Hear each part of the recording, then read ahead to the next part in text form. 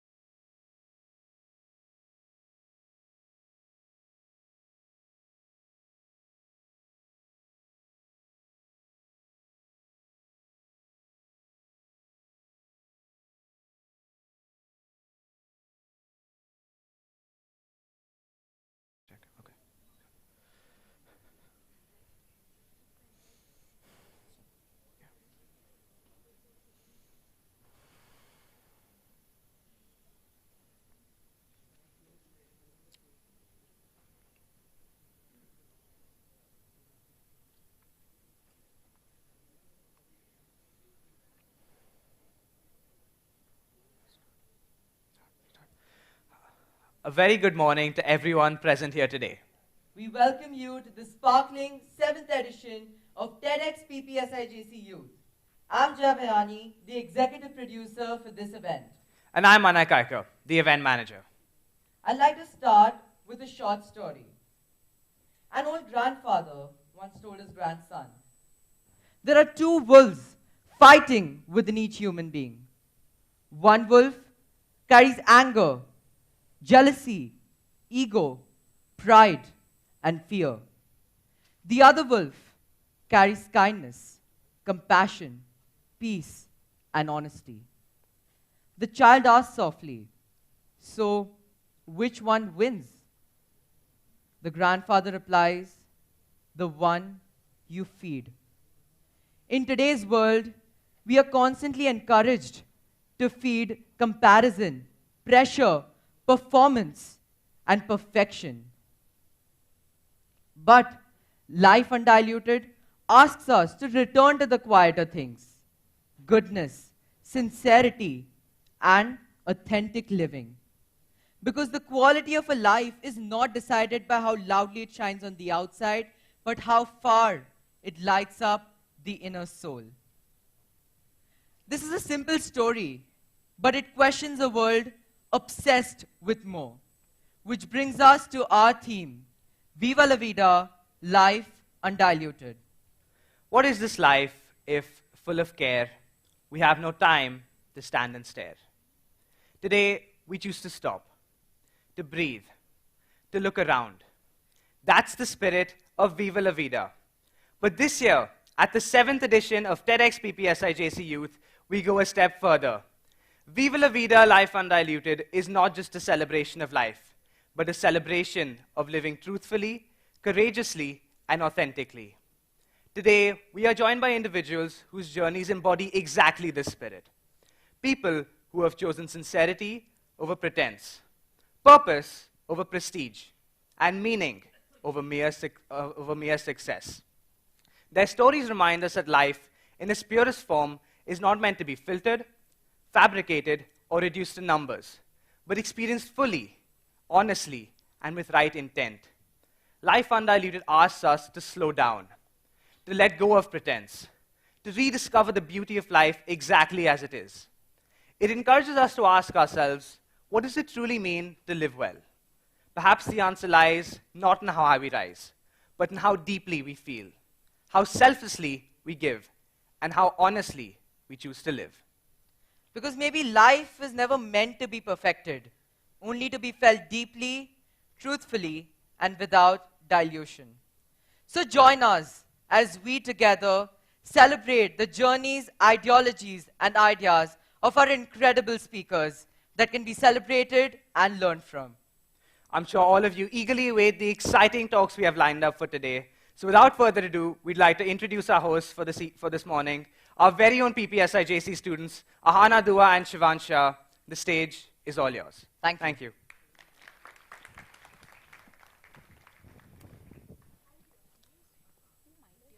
We did.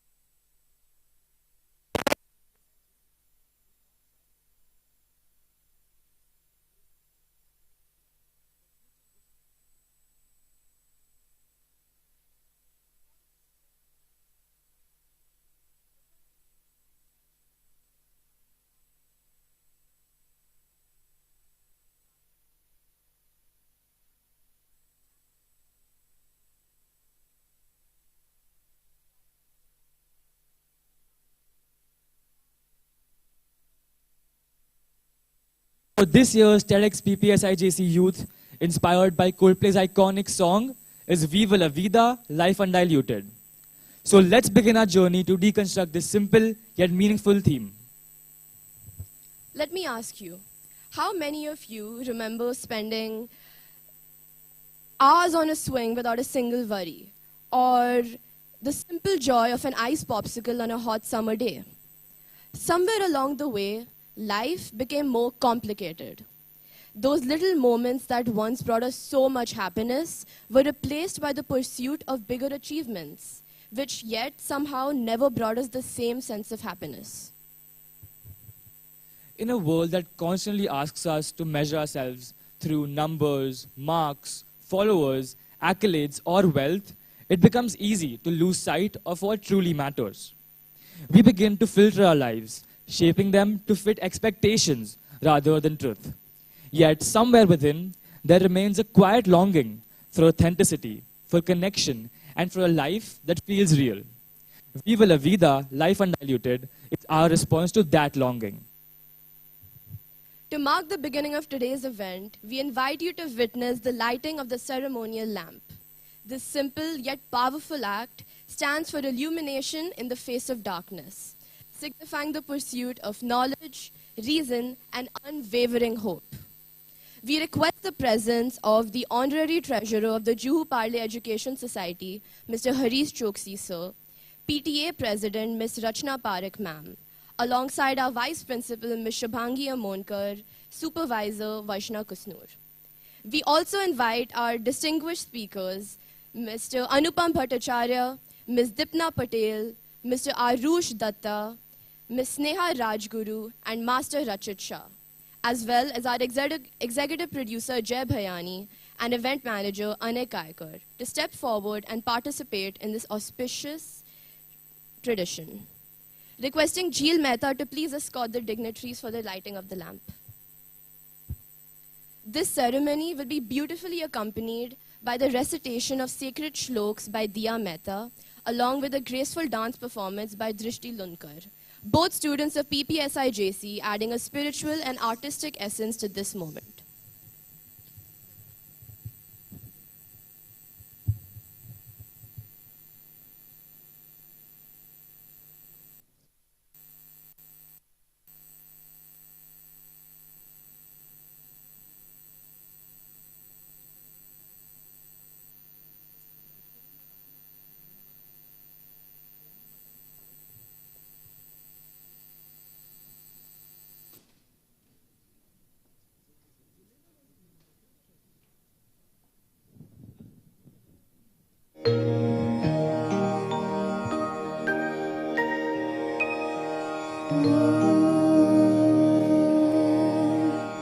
वक्रतुण्ड महाकाय सूर्यकोटि समप्रभा निर्विघ्नं गुरु मे देव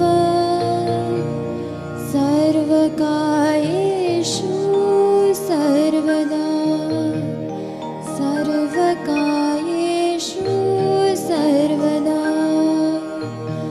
गुरुर्ब्रह्मा गुरुर्विष्णु गुरुर्देवो महेश्वरा गुरुर्साक्षात् परब्रह्मा तस्मै श्री गुरुमे नमः तस्मै श्री गुरुवे नमः तस्मै श्री गुरुवे नमः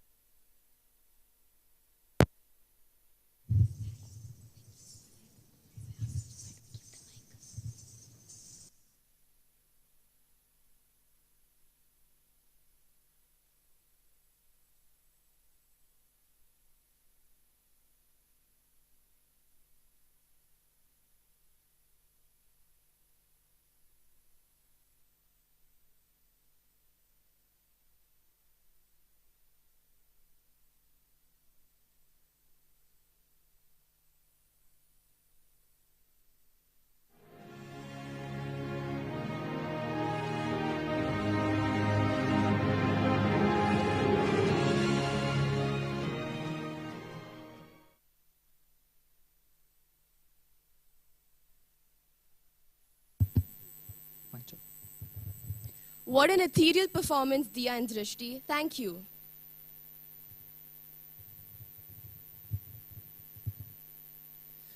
We would now like to invite someone very special, not just to our institution, but also to TEDxPPSIJC youth.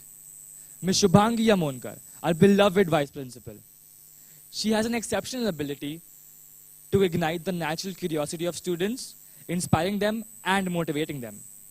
Her warm demeanor, professionalism, and level-headedness have contributed significantly to many successful school events. With a solution to almost any problem in the world, she is truly a master of all trades. Please welcome her with a huge round of applause. Requesting Jeel Mehta to please escort her to the stage.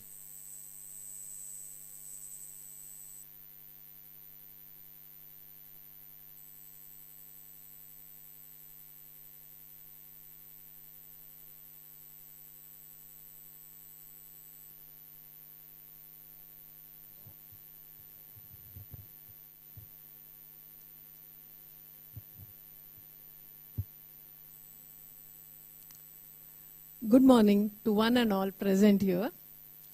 I have the pleasure of welcoming all of you at the 7th edition of TEDxPPSIJC Youth. But I'm 100% sure that you have already felt very welcomed by the energies of my students right from the gate, and you have all been escorted well to the venue. So, just to brief you, this TEDx Youth at PPSIJC is an event by my students and also for my students. I would like to extend my warm welcome to all the speakers who have spared time from their busy schedule and practiced through the weeks anytime we have requested them to, and made time for today as well. Thank you, all of you. It's a real pleasure to have all of you here. I would like to welcome Mr. Rajett Shah, Secretary of Juhu Parle Education Society, Mr. Harish Choksi, Treasurer of Juhu Parle Education Society, who form our office bearers and help us with all the events that happen in the school. Thank you, sir. Without them, this auditorium, this serene auditorium that we have got for the event wouldn't have been possible. Really very, very grateful for that, sir. I would also like to welcome our president from PTA and Mr. Rajett Shah, the managing council member, all teachers, and last but not least, all the attendees. I'm sure at end of this event, by 12:30, you would all have something new that you have learned, a very interesting idea that you would like to share with others. And that is all about this event. The students that I have as attendees from the school, I would like to make this event very special for you by picking up one trait of any of the speakers, something that you could learn from any one of them, and make it an agenda for this year to bring about that small change in your day-to-day life. Viva La Vida. I know all of you, life undiluted. All of you are very much aware of it, and Jay and I have already introduced you to the theme. I just want to say that this theme, which reminds us to embrace life in its truest form through real emotions, is being celebrated on a very special day, and that is Mother's Day. Happy Mother's Day to all the mothers present here. A mother's love is perhaps the purest form of life, undiluted, selfless, nurturing, unwavering, and real. Mothers teach us to rise after failure, love unconditionally, and stay true to ourselves. Just as a mother encourages every child to grow into their own unique person, Viva La Vida, life undiluted, celebrates the courage to be unapologetically oneself. So all the speakers will surely take you in depth of this topic. Just before we move further, I would like to give you a quick view of where all this started. We at USGS and PPSIJC believe that learning doesn't happen only in the classroom. Learning is that which happens out of the classroom. The focus has always been on the learnings beyond classroom. So we were thinking of events to be done by the students, where we are not just saying that it is a student-led event, but it is actually a student-led event. The students are participating in all the minutest details of execution of the event. So that was the purpose. And we started with something called as GC Month, which was a debate event. Students got to build on their skills of debating, where they got platforms to interact with a slightly senior students of their age and make arrangement of an event or arrange for an event.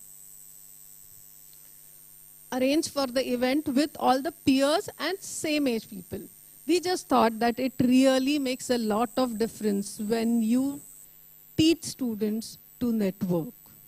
And that is where this idea of TEDx PPSIJC Youth came up, where we decided that students will approach speakers, students will find out speakers, and as you all know, I know surely the speakers know, TEDx has very strict rules about how the speaker says, what the speaker says, what is allowed, what is not allowed. So those were the skills we wanted to imbibe in our students. So what we did, we started up with TEDxPPSIJC Youth in 2019. And this event taught the students to read through the fine prints of a document to understand what is expected of an event. And then to explain this to the speakers. Now, these speakers are not of their age. I'm really very sorry if my students have at point been a little strict about what you have to say or what you cannot say. But those are the TEDx rules. So communicating to the senior or people who have achieved something in life was something that the students learned. This was the purpose of starting TEDxPPSIJC Youth, and I think with this event, 7th edition, we are reaching a step further. This time we added something where we thought of having other members of the society contribute to it. So we have adopted a village near Vada, and from there we called for some Varli artisans, and they trained our school students for Varli art. So this was a pre-event for TEDxPPSIJC Youth, and that again taught quite a few skills. Along with the skills, some different points of organizing for my students who were organizing the event. So having said that, I move ahead with the speakers and welcome you all to this fabulous event. Hope you have an enriching Sunday. Thank you, all of you.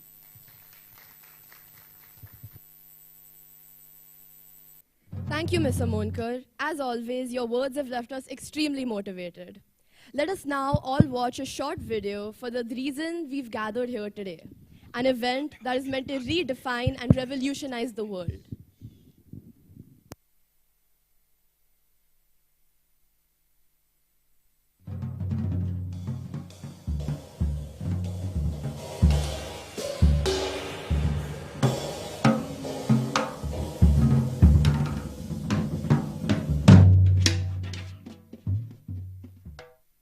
We ready to go? We started with a single phrase, Viva La Vida, life undiluted. It was a challenge to ourselves to build something that felt real and unfiltered. Over the past few weeks, it has become our way of questioning how we live today. The phrase was popularized by Coldplay, but we have given it our own meaning. We believe that in a world driven by metrics, life loses its authenticity. Our intent behind the event is about chasing passion over performance. It's not about rejecting ambition, but redefining it by valuing sincerity and intention as much as achievement. The goal has always been simple: execute at the highest level. We don't want to just host an event, we want to set a new standard.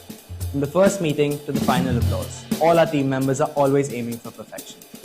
We coordinate with vendors and track deliveries to ensure every team has what they need. If the art team needs a specific shade of red, or the social media team needs to prepare for a reel, we're the ones on the phone making sure it arrives before the doors open. For me, the challenge is to ensure everything is done on time while the clock is ticking. Every small action we take is a stepping stone to a successful event. You know, the curation team doesn't just look for ideas. We look for the story within that person. We meticulously correct every small detail until every speaker feels ready to own that red circle. Okay, so here at the design team, we handle every pixel, whether it's a social media asset or a physical invite. We design every piece to make sure the visual identity of this event is not only modern, professional, but also undiluted, like our team itself. Our work is about like that first impression. We want every person who walks through those doors to feel like they are part of something special, something crafted just for them. We spend hours, like literal hours, perfecting every stroke. Our team lives behind the screen. We have built the TEDxPPSIJC Youth website. Every page, every portal, and honestly, we had a blast doing it. Finance is about making every decision count. We handle the numbers and the logistics of how we spend so that the rest of the team can focus entirely on creating an incredible experience. People think we just capture memories.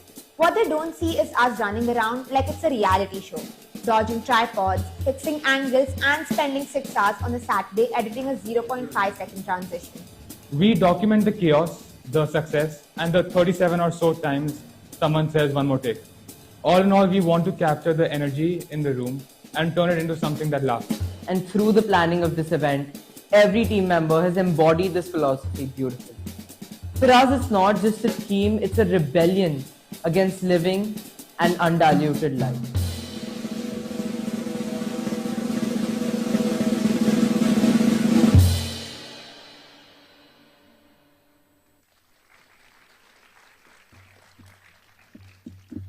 Thank you. What you just saw was a video introducing you to TEDxPPSIJC Youth. Let's now watch a video about TEDx as an event.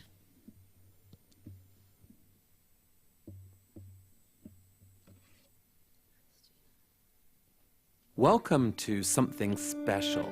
Welcome to TEDx. This TEDx event is part of a global conversation that takes place every day in every corner of the world. In schools, in theaters, in workplaces, even in prisons, people gather to hear the best ideas bubbling up in their communities. More than 3,000 TEDx events are held every year in 170 countries. It's a remarkable thing. TEDx events are self-organized under a license from TED, a non-profit organization devoted to discovering and sharing powerful ideas in the form of TED Talks. It's not TED itself, but your local TEDx team of volunteers that has done all the work to put on today's event, including booking all of the speakers. It's this team's ideas, dedication, and time that have made this possible. We really hope today's program sparks an exciting conversation. This is a day for curiosity and for skepticism, for inspiration and for action. The more you enter into it, the more you will take out. And now, on with the show.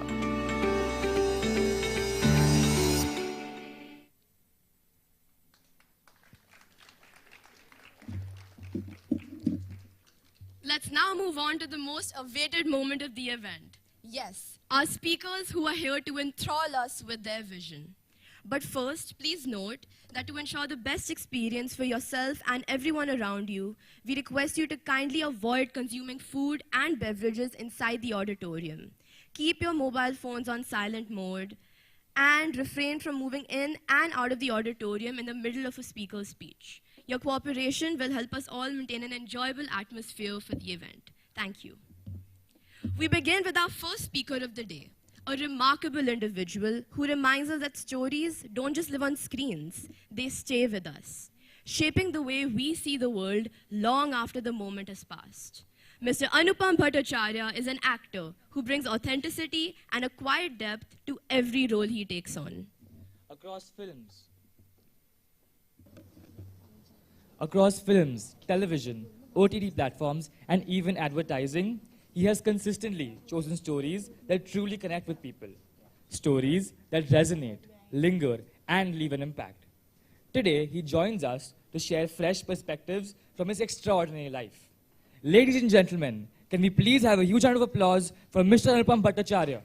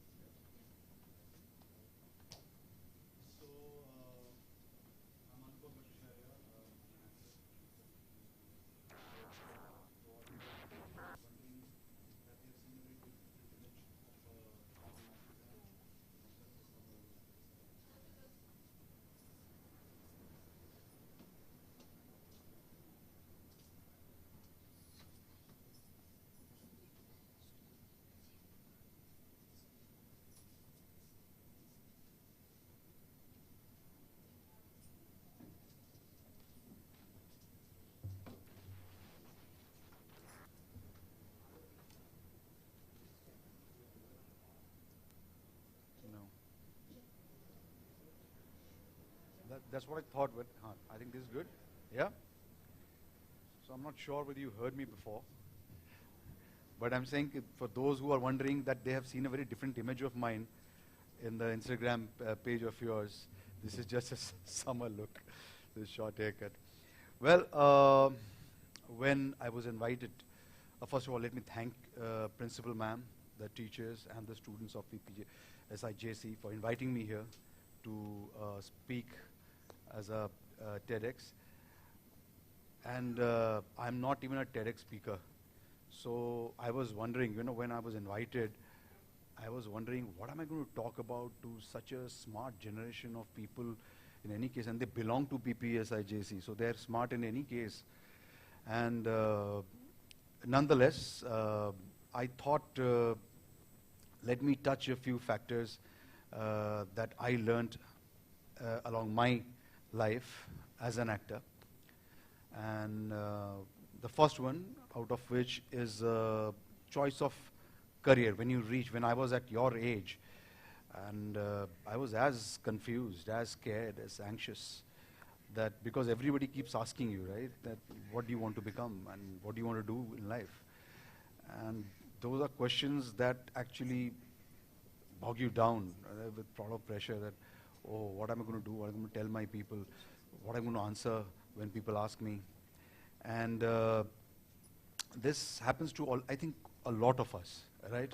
I think there are very few a set of people who are very, very clear in their life what they want to become, and God bless them if they know what they want. The rest of them are as confused. My daughter is also a student of this college, and she was also in the same boat. And now finally I think she has found her way, and I'm very happy about it. And so it's about when I started, when I was at your age, I was a science student. I entered an institution where there were very smart students, and they were all studying for IIT. And out of sheer peer pressure, I also started studying for IIT. I was not even sure whether I want to do it or not. I just went along with it. And I actually finished the course, and I started, sitting for the entrance exams, and I may have cleared one or two. But then I realized, do I really want to do this? I was not sure. And I left it at that. I finished my graduation. I was still wondering that, what am I going to do?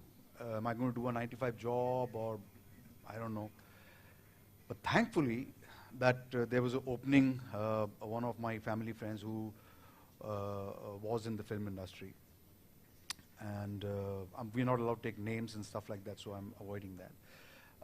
So he asked me whether you want to try your hand at acting, and I was wondering, because none in my family was earlier, into this field.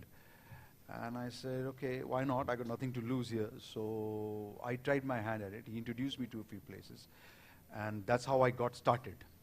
And God bless him. It may not have converted into anything, but at least he showed me the way.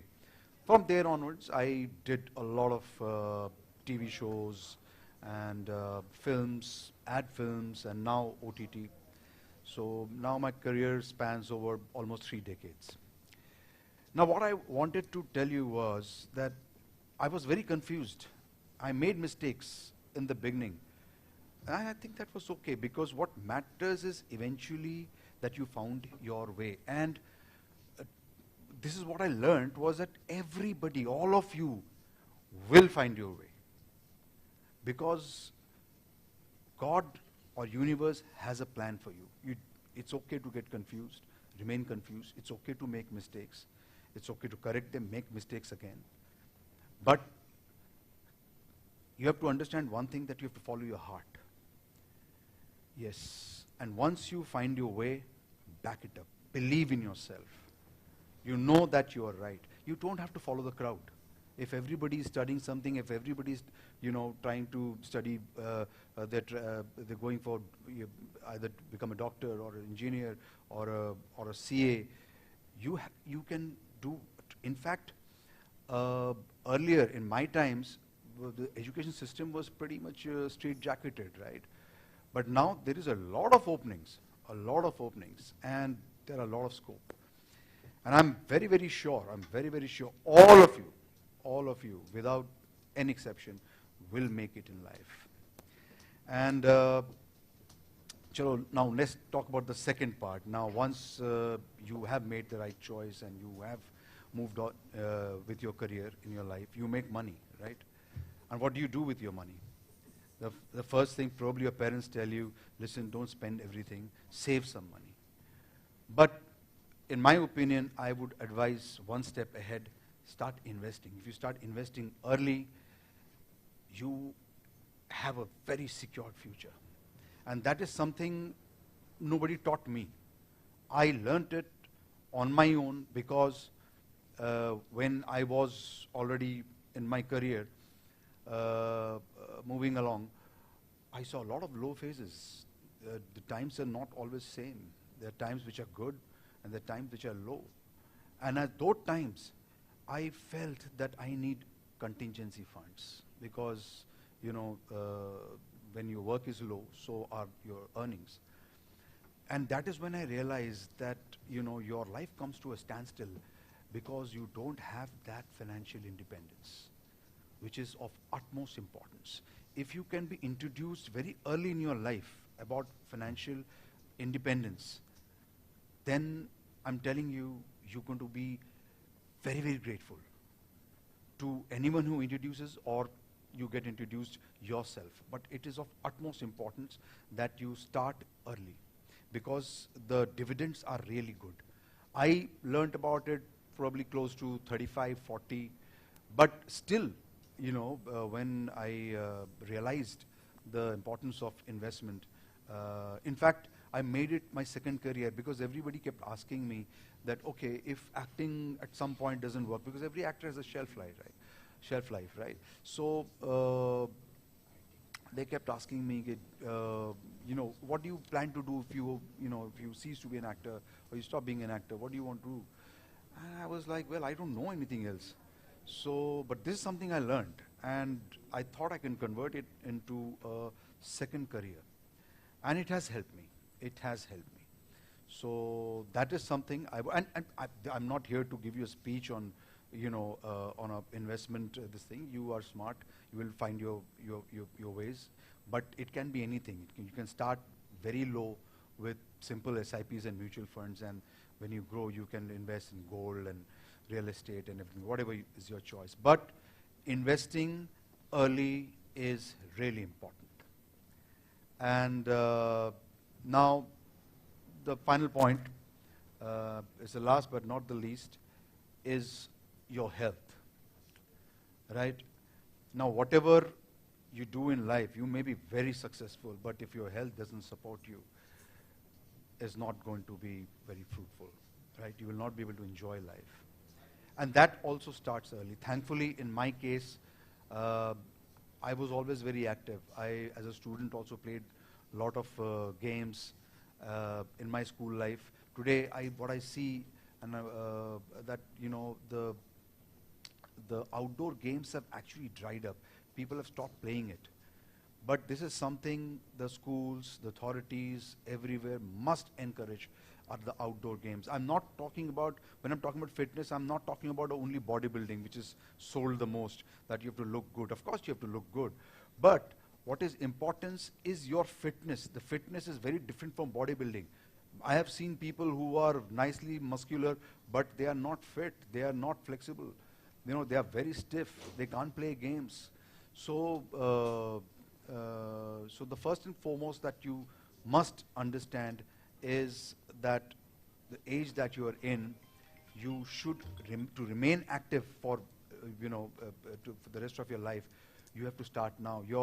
There's a saying that your 30s are going to thank you, you thank your 20s for it, right? And your 50s are going to, thank your 20s, 30s, and 40s. So you start early and you bear results. वही बोलते हैं ना, जान है तो जहान है, so that's actually true. And that's so, and automatically now, basically the fitness is divided into two parts, right? One is the physical part, one is the mental part. And that is also very important that people should understand, because today life is very stressful. And it's easier to say that, you should reduce stress. How to reduce stress? It's a stressful city, right? If you live in city life, you cannot avoid stress, but you can manage it. How? See, you play games. In my case, honestly, because I was always active, I used to play cricket. It was my favorite game. I played all the games, all the possible games I played. But I stayed with cricket. I still play cricket. Till about 1 year back, we have an actors team. We meet and we play full-fledged. I'm talking about season cricket, not even your local gully cricket. I'm talking about proper cricket. And people ask me, that how do you find time for that? But of course you do, because this is how you manage stress, right? You meet your friends, spend those 3-4 hours playing a game, invest yourself properly, and you see that the happy chemicals that release in your body are really helpful in managing that stress. So that is something that I have learned in my life, that to manage stress, you should play an outdoor game. You should introduce that into your life. And it could be anything. It doesn't need to be cricket only, because cricket is the most favorite game for everyone nowadays. But it can be anything. It could be basketball, volleyball, beach volleyball, hockey, anything that you feel like. But play that game. And so this is more or less what I wanted to talk about. But other than that, you should enjoy your college life. You see, this time is never going to come back.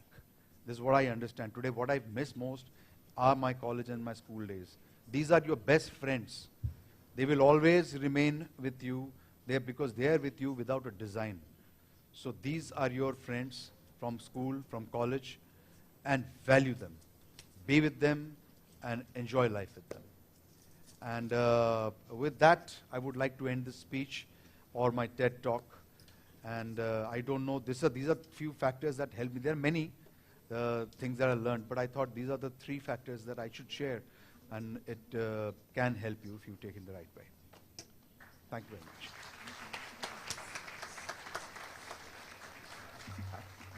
What an amazing speech, sir. Thank you so much. Ladies and gentlemen, can we please have another round of applause for Mr. Anupam Bhattacharya?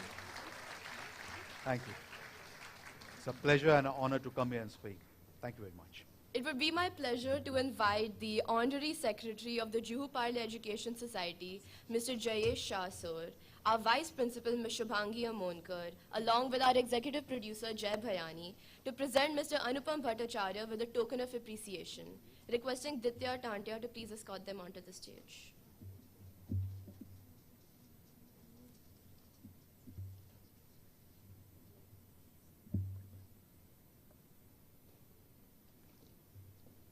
Hi, sir. Thank you, sir. Hi, thank you.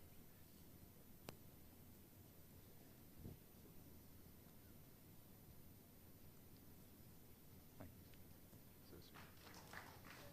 Wow, that's superb. Thank you.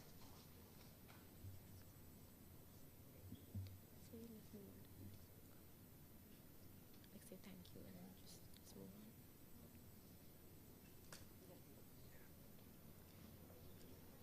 Thank you. Thank you very much.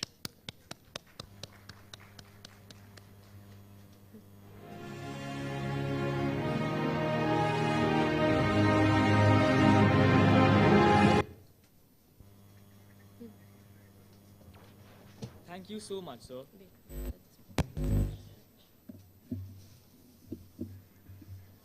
Thank you so much, sir. Let's move on to our next speaker. In a world driven by technology, protecting people today goes far beyond the physical world.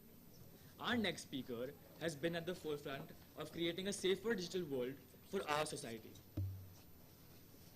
TEDxPPSIJC Youth is proud to welcome Mr. Yashasvi Yadav, the Additional Director General of Police, Cybercrime Maharashtra. Mr. Yadav has played a major role in strengthening cybersecurity, combating digital crime, and promoting responsible technology use across the country. Known for his visionary leadership and dedication to public service, he continues to inspire young minds to use technology with both awareness and responsibility. Mr. Yadav's journey is a powerful example of leadership, resilience, and innovation in the digital age. Let's welcome him with a resounding round of applause. Ladies and gentlemen, please welcome Mr. Yashasvi Yadav to the TEDxPPSIJC Youth stage.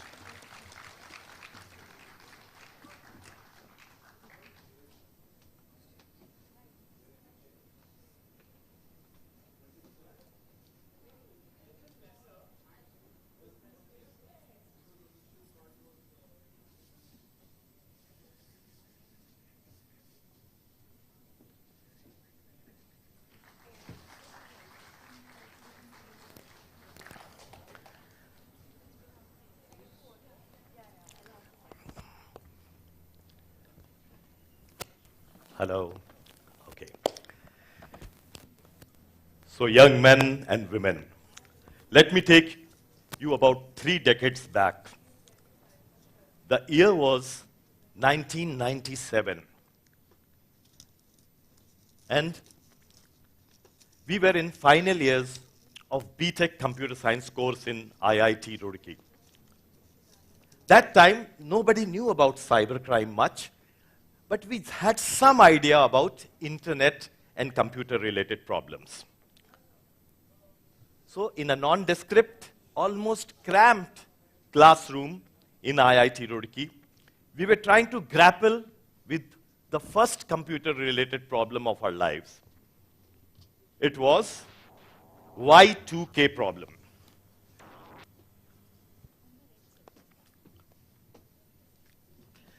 The Y2K problem was assumed to be a massive problem which will stop all the computers of the world.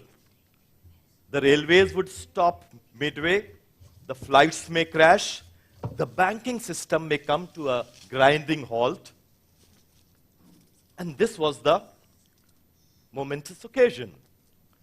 So somehow, out of some sixth sense and some research, I stuck my neck out and said that computers have an inherent intelligence and they will go into default mode and nothing will happen because of this Y2K problem. Little did I realize that about 3 decades later, I would be grappling with the largest organized crime syndicate in the world, the so-called computer-related problems, which metamorphosed into the Hydra-headed, the cybercrime syndicate. And I would be heading India's biggest and the world's one of the top cybercrime agencies, the Maharashtra Cyber Department.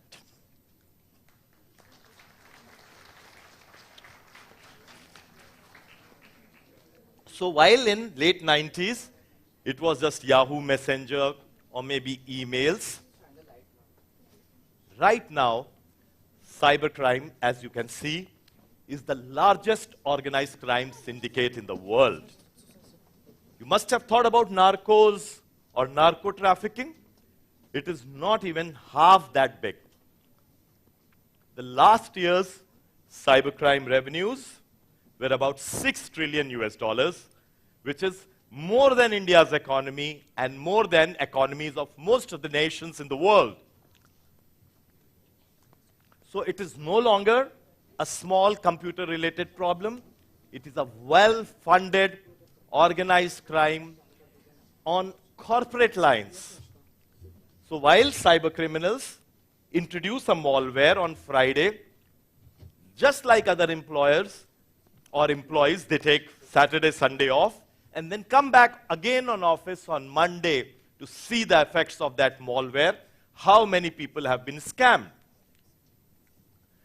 So as we speak, it would be piquant to know that about 70-odd young girls are being subjected to intense cyberbullying, sextortion, and even sexual online harassment, including revenge porn and nudify apps. Still, as we speak, about 50 to 60 such apps are available on Google Play and Apple stores. And last year earnings from these apps were more than 1,000 crore Indian rupees. As we speak, about 50 organizations are being subjected to data theft or ransomware attack. And now only there are 2 kinds of people. People who have been hacked and people who have yet to discover that they have been hacked. For instance, when I put my own Gmail account user ID on the darknet, there's an app called Have I Been Pawned with PWNED, not PAWNED. It shows 26 places where my password and other credentials are available on the surface net or darknet. So you can also do this exercise and see how many places your own password is there without your knowledge. So this is the scale of the problem. Now we come to it, how we deal with this problem. So at Maharashtra Cyber Department, we invested about 1,500 crore rupees and created a system where we are handling about 10,000 calls a day in our much hallowed helpline called 1930. So whenever you are in problem, please remember this number 1930. And the cyber hygienic behavior that I'll be delineating in this talk can save your life, can save your lifetime earning, or it can even save your reputation on the net. So life, lifetime earning, and reputation on the net. This is very, very important touchstone of success of this project. And the beauty of this project is that under one roof, we have brought together the world's best tools, technologies, and software. Whatever the world could offer, the best in the world. And the most experienced experts and the best police officers. What a cocktail. Tools, technologies, experts, and police officers working under one roof, which was earlier silos and lack of coordination. So when a complaint comes, we can immediately act on it, get the technical inputs, and also start the process of law into motion, which means search, seizure, and arrest. So all this is possible. How we have done it, I would like to draw your attention to a small film which will speak more than 1,000 words. This film is India's entry to Cannes Film Festival this year in short documentary section. And one of the best movies made on cybercrime, made by Maharashtra Cyber Department, featuring our famous Mr. Pankaj Tripathi, who is the brand ambassador of our department. I would like to draw your attention to this movie. For lack of time, I'll just forward it a little bit, but it will capture the essence. And then I will continue my talk. नमस्ते, मैं पंकज आज एक बहुत ही महत्वपूर्ण विषय पर आपसे बात करने वाला हूं। कुछ महत्वपूर्ण जानकारी साइबर क्राइम के बारे में आप सबको देते हैं। साइबर तकनीक आधुनिक युग का एक वरदान है, लेकिन इसके दुरुपयोग से होने वाला साइबर क्राइम बन चुका है दुनिया का सबसे बड़ा संगठित अपराध। और 70 करोड़ स्मार्टफोन्स वाले देश भारत की कानून व्यवस्था के लिए एक गंभीर चुनौती। अब स्मार्टफोन से लेकर न्यूक्लियर रिएक्टर्स तक इसके निशाने पर हैं और सामने आ रहे हैं हर तरह के गंभीर अपराध, जैसे कि 71 वर्षीय सुनील क्या आपका मोबाइल डेट करने के बाद भेजी उस पे क्लिक 01 उन्होंने अपनी हादसा हुआ उद्योगपति अखिल सुमन के साथ। So please don't hesitate to ask any questions. Nowadays, cyber thieves are everywhere and you should be cautious about them. Also, आपके नए स्टार्टअप से हम बहुत खुश हैं and our company plans to invest another 50 crores in your startup. Thanks, Anish. And no worries. I have checked everything and have full faith on you. Connecting my crypto wallet to your account. Done. अपराधियों ने उनकी बड़ी धनराशि हड़प ली। इसी तरह एक प्रसिद्ध अभिनेत्री बनी डीप फेक वीडियो का शिकार। अपराधियों ने आर्टिफिशियल इंटेलिजेंस की मदद से उनका चेहरा किसी और के वीडियो पर लगाया और वीपीएन की मदद से एक फेक आइडेंटिटी द्वारा अपलोड कर दिया और उनके डीप फेक अश्लील वीडियो से उनकी सार्वजनिक छवि को आघात पहुंचा।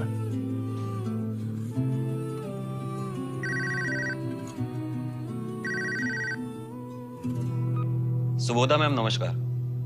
नमस्ते सर। आपका आधार कार्ड नंबर 2190444066 है? जी सर, ये मेरा ही आधार कार्ड है। मिसेस सुबोधा जाधव को एक पुलिस अधिकारी बनकर कॉल किया और उनसे कहा कि उन्होंने ताइवान से कुरियर मंगवाया है जिसमें ड्रग्स मिला है। सीबीआई ने आपके खिलाफ अरेस्ट वारंट इशू किया है और हाँ, आप अभी इसी वक्त से डिजिटल अरेस्ट पर हैं। Digital arrest? मैडम, इसका मतलब कि आप मोबाइल की स्क्रीन के सामने से कहीं जा नहीं सकती। सर मेरी बात मानिए, मैं अपने आप को निर्दोष कैसे साबित करूं? अगर उनको अरेस्ट होने से बचना है तो उनको 50 लाख रुपए एक अकाउंट में ट्रांसफर करने होंगे। जैसे उन्होंने पैसा ट्रांसफर किया, अपराधी कॉल काटकर गायब हो गए। तो श्रीमान, ये हुआ डिजिटल अरेस्ट स्कैम। इसी तरह मुंबई की एक युवा महिला डॉक्टर पर हुआ स्पीयर फिशिंग का अटैक।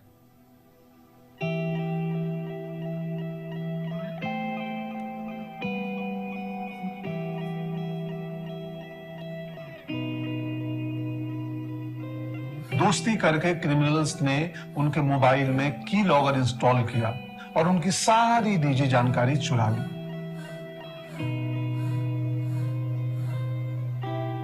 और उनको साइबर बुलिंग और सेक्सटॉर्शन के द्वारा इतना ब्लैकमेल किया कि वो मानसिक परेशानी में आकर यहां तक कि अपने जीवन को समाप्त करने तक की सोच डाली।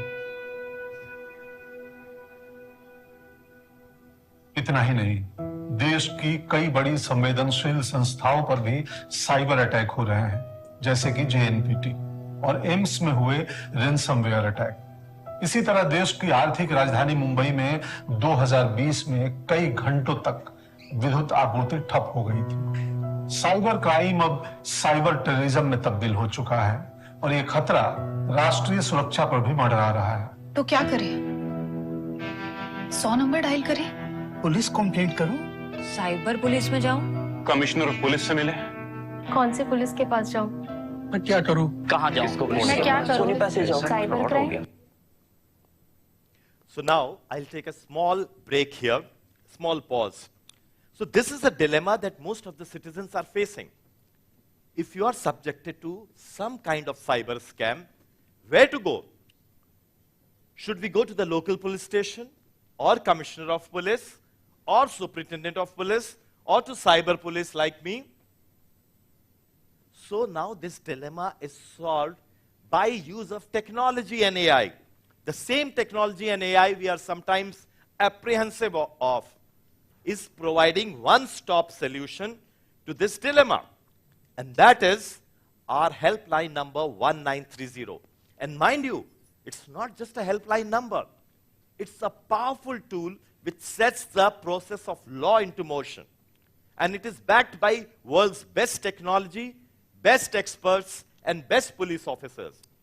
So our aim is, like in Flipkart or Blinkit, you can order groceries or even pizzas online at your fingertips.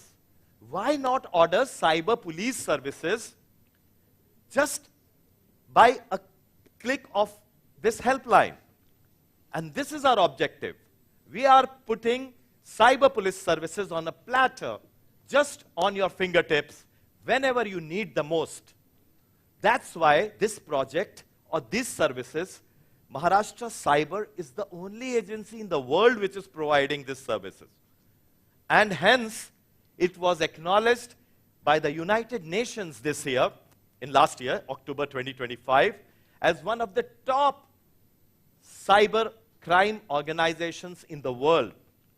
Similarly, in April 2025, the World Police Summit in Dubai acknowledged it as the top cybercrime project in the world. So hence, the objective is to bring police services on your fingertips.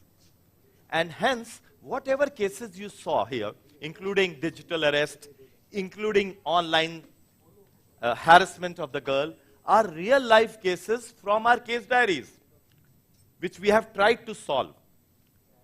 So now again I draw your attention to this movie, the second part, what all facilities or suprastructure we have created to solve citizens' cyber grievances. लेकिन अब समाधान बस एक call दूर है, आपका cyber रक्षक। ये है महाराष्ट्र साइबर डिपार्टमेंट का हेल्पलाइन नंबर। लक्ष्य स्पष्ट है, कोई भी साइबर अपराध रिपोर्ट होने पर 24 घंटे के अंदर अंतरिम रिस्पांस की गारंटी। आप बस ये नंबर मिलाइए और आपको सहयोग देंगे दुनिया के बेहतरीन साइबर योद्धा और उनकी वर्ल्ड क्लास टेक्नोलॉजी। इस नई व्यवस्था के 6 पहलू होंगे।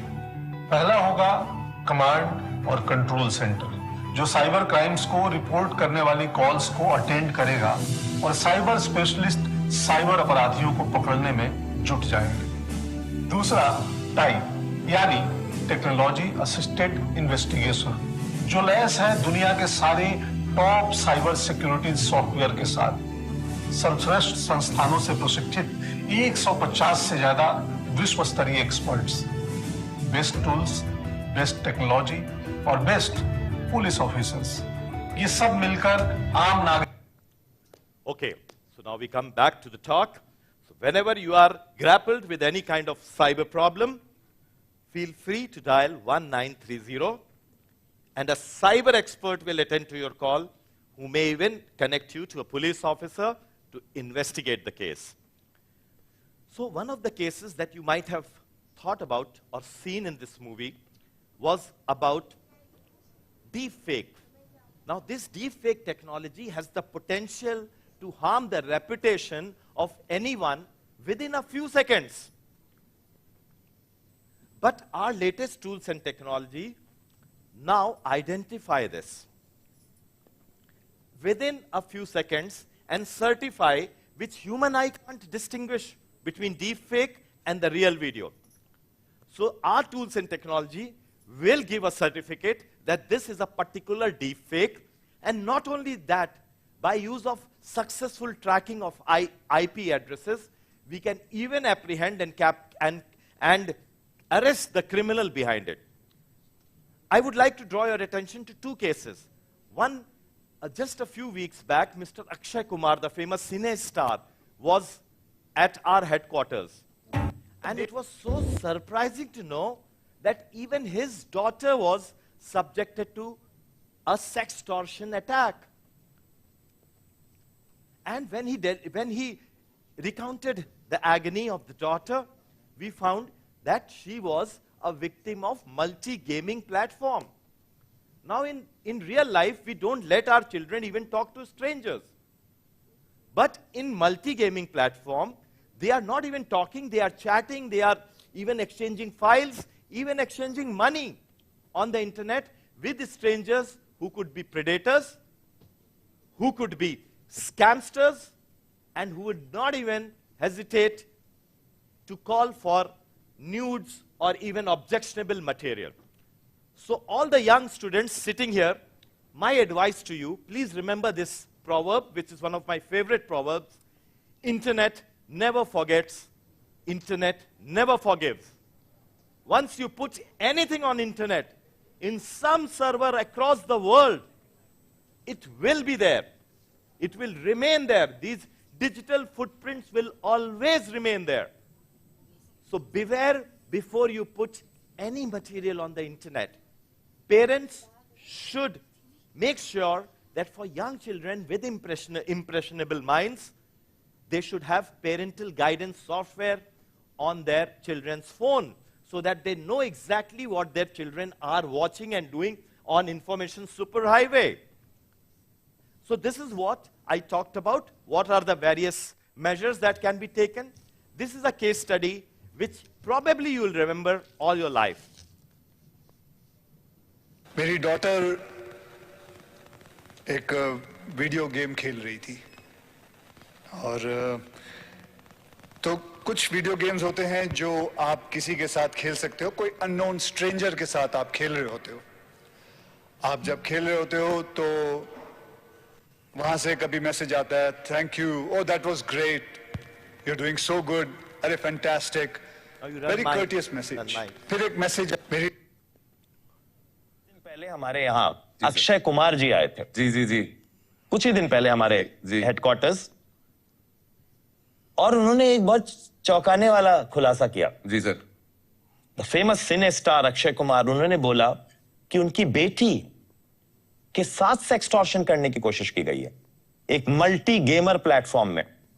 आपके पॉडकास्ट के माध्यम से मैं सभी परिवारजनों को, सभी पेरेंट्स को, माता पिताओं को यह बताना चाहता हूं कि मल्टी गेमर जो सॉफ्टवेयर्स होते हैं या गेम्स होते हैं, उसमें चैटिंग का भी प्रावधान होता है, फाइल सेंड करने का भी प्रावधान होता है। तो कृपया करके ये ना सोचें हमारे बच्चे गेम्स खेल रहे हैं। आप ये जानें कि वो स्ट्रेंजर्स, प्रीडेटर्स के साथ चैटिंग भी कर रहे हैं और वो उनके न्यूड्स, उनकी अश्लील तस्वीरें तक मंगाने में हिचकेंगे नहीं और उसके बाद आपके बच्चों को मेंटल ट्रॉमा भी दे सकते हैं। That's true, sir. इसलिए मैं 3 स्टेप बताता हूं। सबसे पहले रिपोर्ट करें 1930 में, पेरेंटल सुपरविजन सॉफ्टवेयर्स लगाएं और नंबर 3, जीरो ट्रस्ट भूमिका रखें इंटरनेट में। Absolutely. So internet, remember, zero trust. You don't trust anybody on the internet. Because in internet, your worst enemies could be your best friends. Point to ponder on that. So, can you run that UN? And so I want to tell you now another very poignant story. This is the story of one MBBS girl who, because of intense cyberbullying, committed suicide. And when we found the culprit, when we pieced together evidence, IP address tracing, internet service provider, and through that we got the phone number of the accused, we found that he was a well-educated person pursuing MBA from a reputed college in Hyderabad. It opened our eyes to this new age crimes that we are witnessing. And when we forensically analyzed his phone, we found that he was simultaneously cyberbullying 50 other girls. So this promising doctor, MBBS, laid down her lives, but it was a tribute and she saved the lives of 50 other girls who could have fallen to the same fate. Can we run the NDTV documentary? Small portion of this documentary, very well captured by NDTV. I would like to draw your attention to this particular poignant case of cybercrime.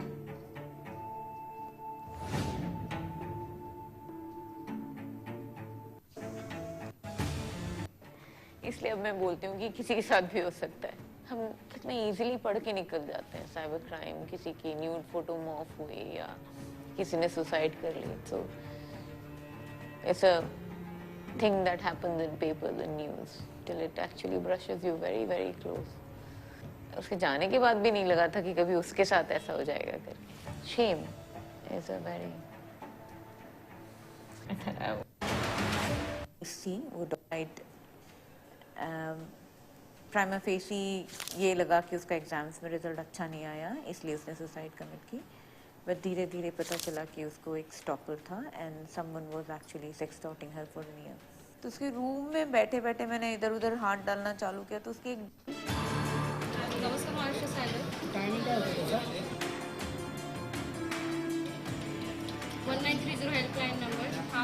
एक case हमारे पास आया जिसमें एक MBBS करने वाली एक लड़की थी। उस लड़की को इतना ज्यादा साइबर बुलिंग किया गया। वो बात करते थे, लेकिन जब लड़की ने रियलाइज किया कि this chat is getting nasty, तो उसने उसको ब्लॉक करना चालू किया।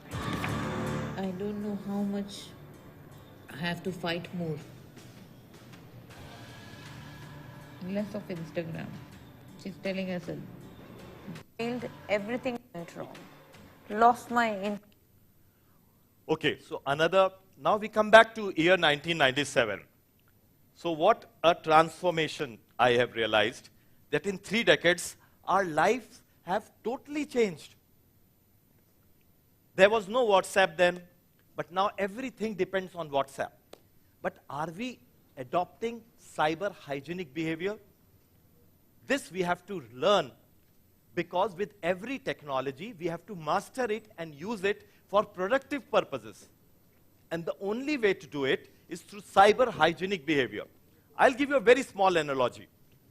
When we drive our car on the road, there is a theoretical, almost a negligible chance, but a chance that we will meet with an accident. There is a probability, a mathematical probability. But in order to safeguard that, what we do, we try to follow traffic rules, we follow speed rules, even seat belts, or even helmets. But when we go on an information superhighway, do we follow the cyber hygienic behavior? Or do we even know what is cyber hygienic behavior? I'll give you a small example. A modern smartphone, for example, iPhone 17, has about 110,000 features. But a survey conducted by our department suggested that a common citizen or a netizen uses about 50 to 60 such features. So out of 1 lakh features available on the smartphone, only 50 to 60 are being actually utilized. So there's a huge, vast black hole, a gray area, which the user is not even aware of. And this is the area where scamsters or predators utilize to scam you. And hence, the need for cyber hygienic behavior. What is cyber hygienic behavior? Please go to our social media handles, MahaCyber, Instagram, where we have all these advisories, the new modus operandi of cybercrime, and all these features, and you will be abreast with the latest dangers lurking around the corner. For example, eSIM swap frauds. For example, online OTP frauds. For example, hacking of mobile phones. So now we come to digital arrest matter. One of the worst forms of cybercrimes where people are even being compelled or impelled to commit suicide because of the harassment and mental trauma caused by digital arrest. I would like to draw your attention to another report by NDTV by which we successfully detected India's biggest digital arrest case where an elderly couple of 72-year-old was robbed of 58 crore rupees. Just imagine one person losing 58 crore rupees. What a big mental trauma. They were on the verge of committing suicide, but somehow they dialed, or one of their friends dialed 1930. Police came to their help, and I can now say with some sense of achievement and satisfaction that a significant part of that money has now been returned to them. What a big relief. The elderly couple who had lost everything. Not only the scammer is arrested, but a part of that money which had not flown abroad through cryptocurrency has now been returned to them, and they can still lead a dignified life. How this exactly happened, I will draw your attention to this short NDTV report.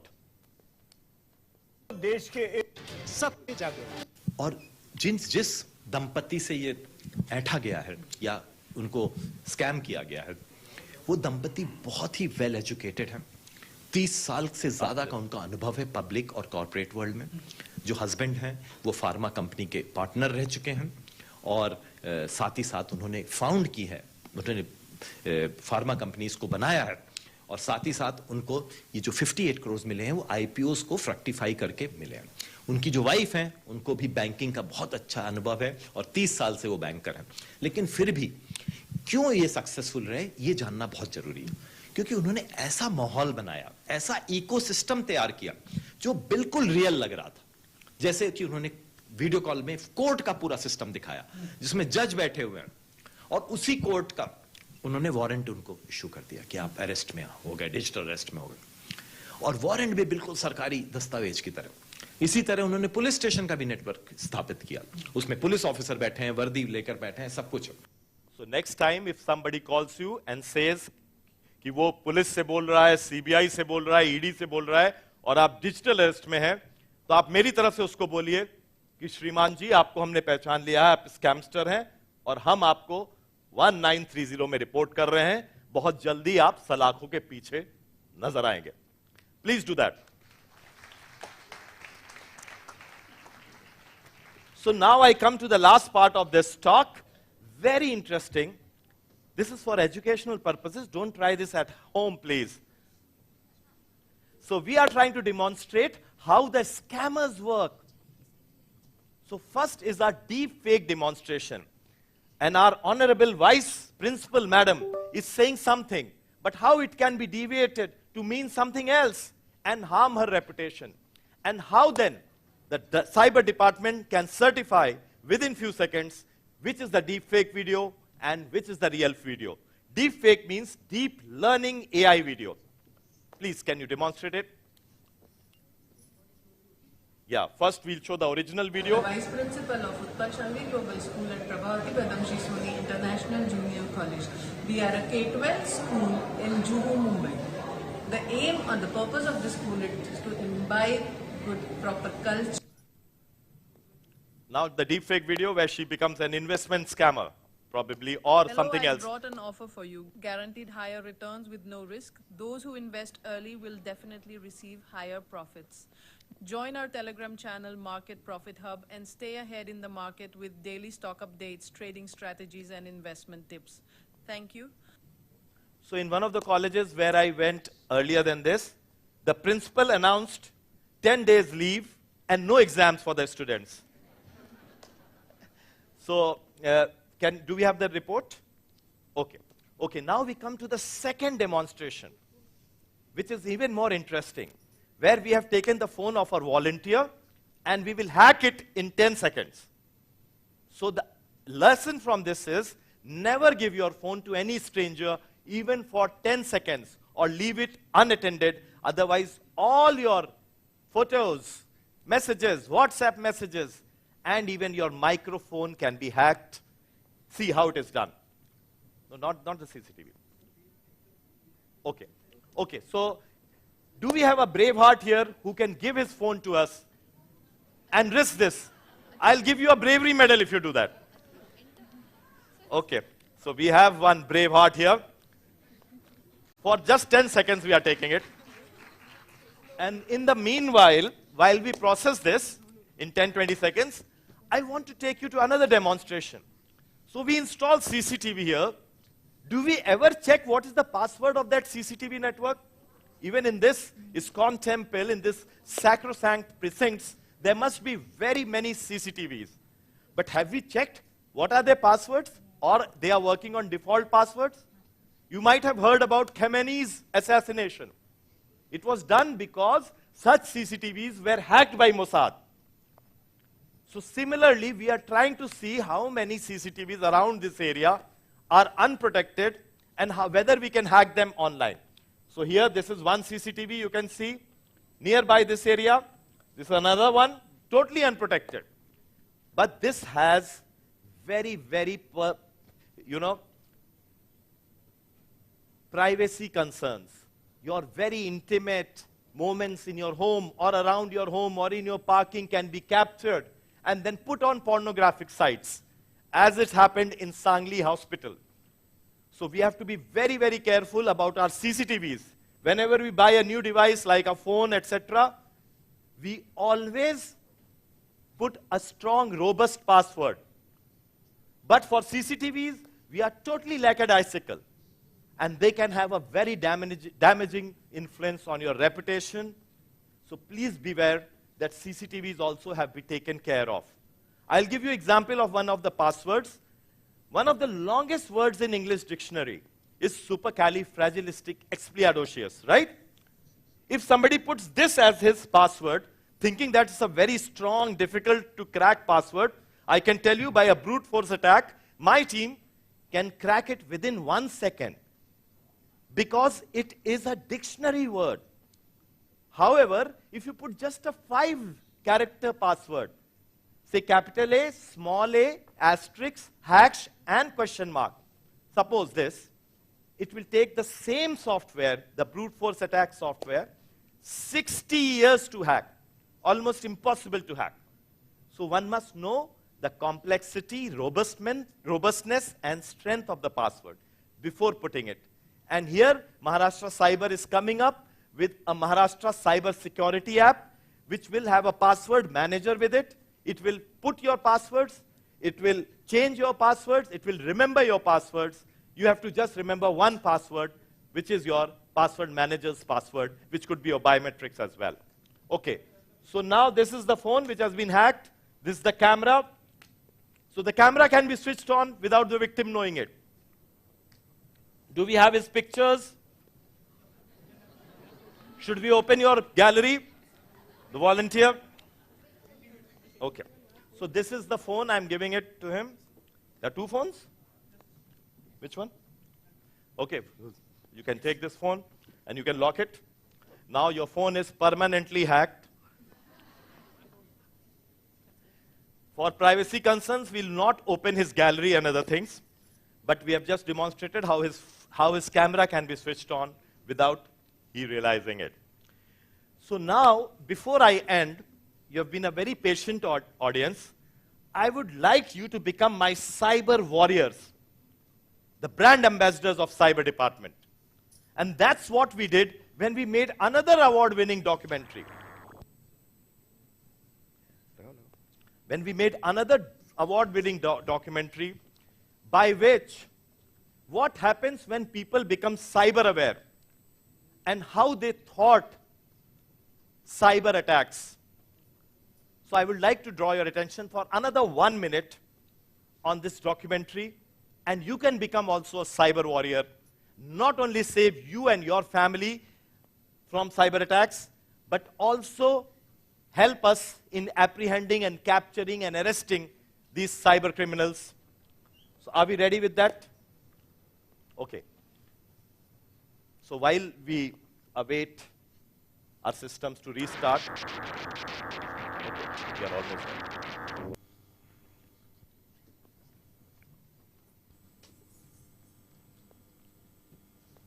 Namaste. So this is what happens when citizens become cyber aware. नमस्ते, मैं अमीशा पटेल।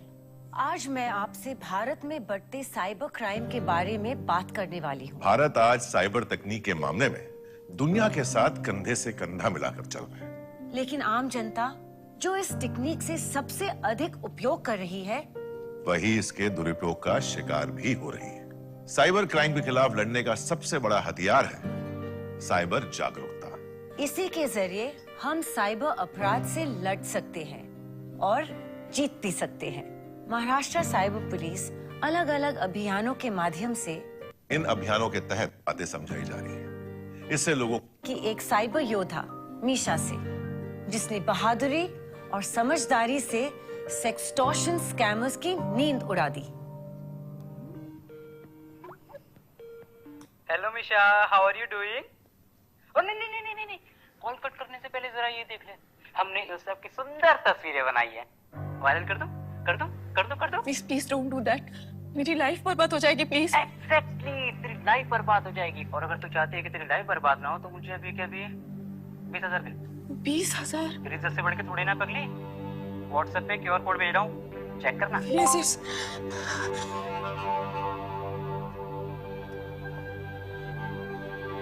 मीशा कहाँ गई? Sorry sorry, वो network नहीं आ रहा है ना, तो ऑनलाइन ट्रांसफर नहीं हो रहा है, तो मैंने कैश भिजवा दिया। चेक करना। कैश भिजवा दिया है? क्या बोल रही है? करूं? बहुत शौक है ना तुझे वायरल करने का? हाँ, चल तुझे वायरल करते हैं। महाराष्ट्र साइबर पुलिस हमारे साथ है, हम बेवकूफ नहीं बनेंगे। स्कैमर्स को ट्रेस। वरिष्ठ नागरिक भी ऐसे हालातों से निपटने को तैयार हो रहे हैं। ये कहानी है पुणे के सीए रमेश कदम जी की, जिन्होंने डिजिटल अरेस्ट करने वाले स्कैमर्स को उनकी नानी याद दिला दी।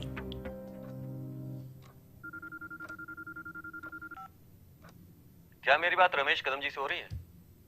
जी बोल रहा हूँ। मैं मुंबई पुलिस से इंस्पेक्टर जय सिंह राठौर बोल रहा हूँ। हवाला और मनी लॉन्ड्रिंग जैसे कई अपराधों में शामिल पाए गए हैं आप। क्या? सुप्रीम कोर्ट ने आपके खिलाफ अरेस्ट वारंट इशू किया है। आपको अभी इसी वक्त से डिजिटल अरेस्ट किया जाता है। नहीं नहीं सर, मैंने ऐसा कुछ नहीं किया है। 9005560024 यही आधार कार्ड नंबर है ना आपका? हाँ। जल्दी बताइए, हमारे पास वक्त नहीं है। जी एक मिनट सर, आया मैं, प्लीज मुझे 1 मिनट दीजिए। रमेश जी कहाँ गए आप? सर मैं आधार कार्ड ढूंढ रहा हूँ, तब तक आप इसे डिजिटल अरेस्ट में रखिए, ये आपके सारे सवालों के जवाब देगी। पूछिए।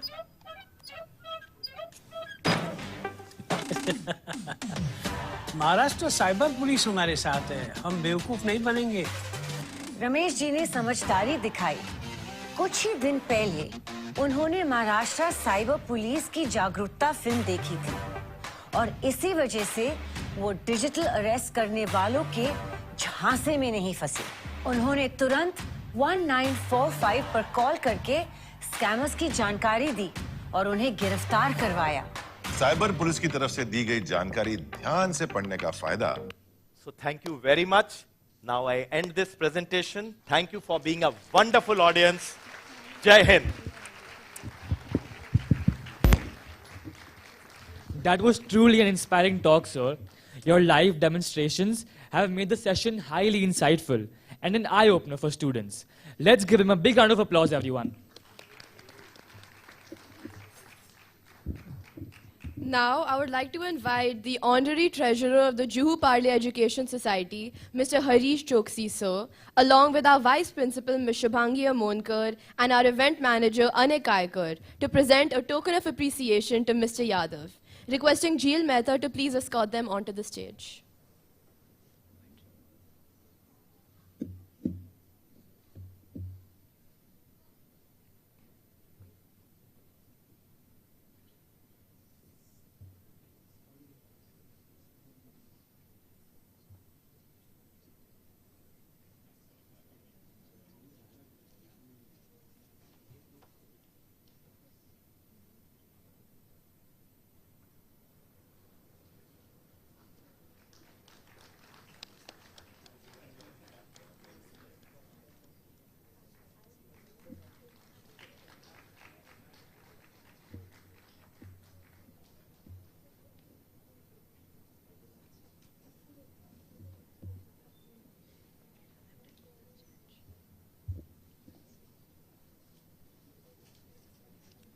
This way. Thank you, sir.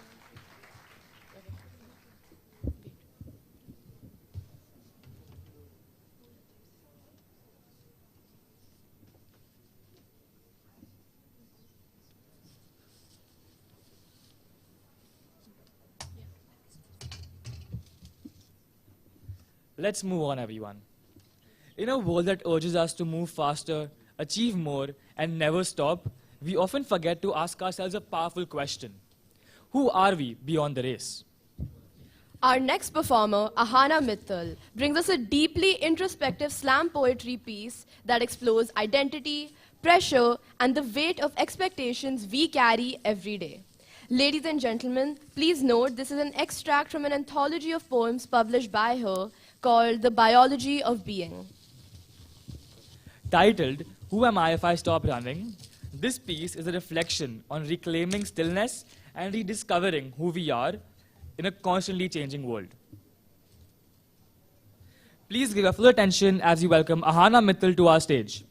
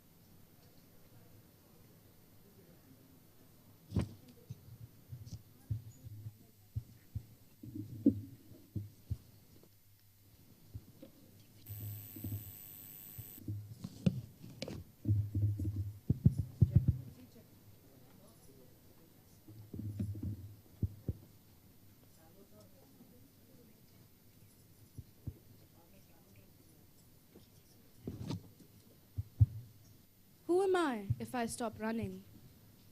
I have been trained, not taught, trained. The way you train anything that breathes, wants, and fears. Bell ring, move. Lights flicker, smile. Get it right and they call it growing up. Get it wrong and they call it you. This labyrinth was built before I was born and handed to me like a gift, like a map with all the walls laid out. Here, they said. The cheese waits for the clever, the smart, the obedient, and the bright, so I ran. I ran. Each turn reeked of someone else's fear, as if their ghost still lingered here to haunt the ground that remembered each fall, each and every slammed into wall. They marked my stumbles, analyzed my pace, cold eyes, colder hands, leaving nothing but the trace of a shape they decided I should take. We were promised purpose. It was framed as choice, but not once did I hear my own voice, only bells, only bright lights, only the architecture of someone else's right. Rewards and shame, rewards and shame. Yet, still, I carry all the blame. But something stirs beneath the ache, a whisper no test can replicate. What if I pause? Mid-turn, mid-race, what if I let stillness flood this frantic place? But I want you to know. I want you to know what stopping costs. It costs you becoming a fleeting figurine in their peripheral vision, your heaving, shattered, now irrelevant self. But you are the only one actually standing on the ground. The race writes no elegy for the girl who stopped to breathe. No one sheds remorse for your unbeing. When you set foot into this world, lungs staring open, that gasp, that was not your unsaid agreeing. So breathe. Heaving, shattered, peripheral and proud, because the most radical, ungovernable, unconditioned thing a trained creature can do is to choose stillness in a world that profits off your running. Long live life, your life, the one that breathes between the bells, that exists in the exhale and the pause, in the unbeing that turns out to be the most alive that you have ever been. Thank you.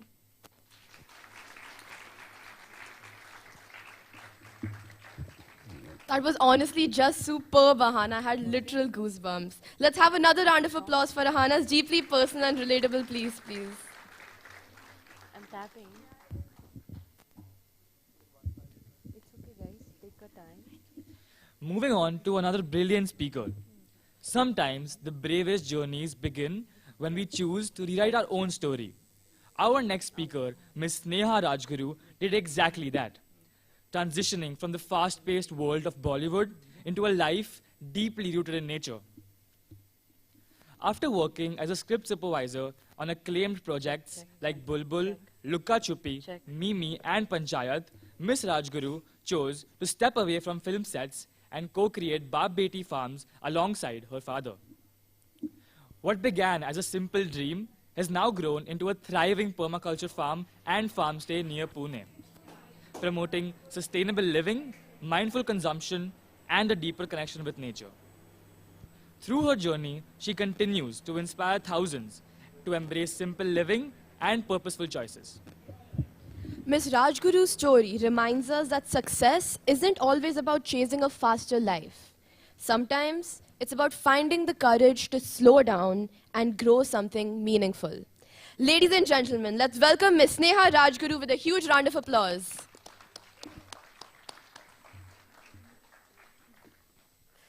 Thank you so much. Thank you for the lovely introduction. And yes, hello everyone.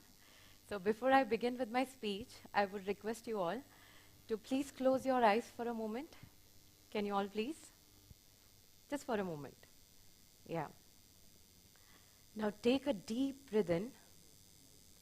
Take your right hand, keep it on your heart, and feel for a moment, like try to remember a moment that when you guys were truly happy. Like it can be anything small.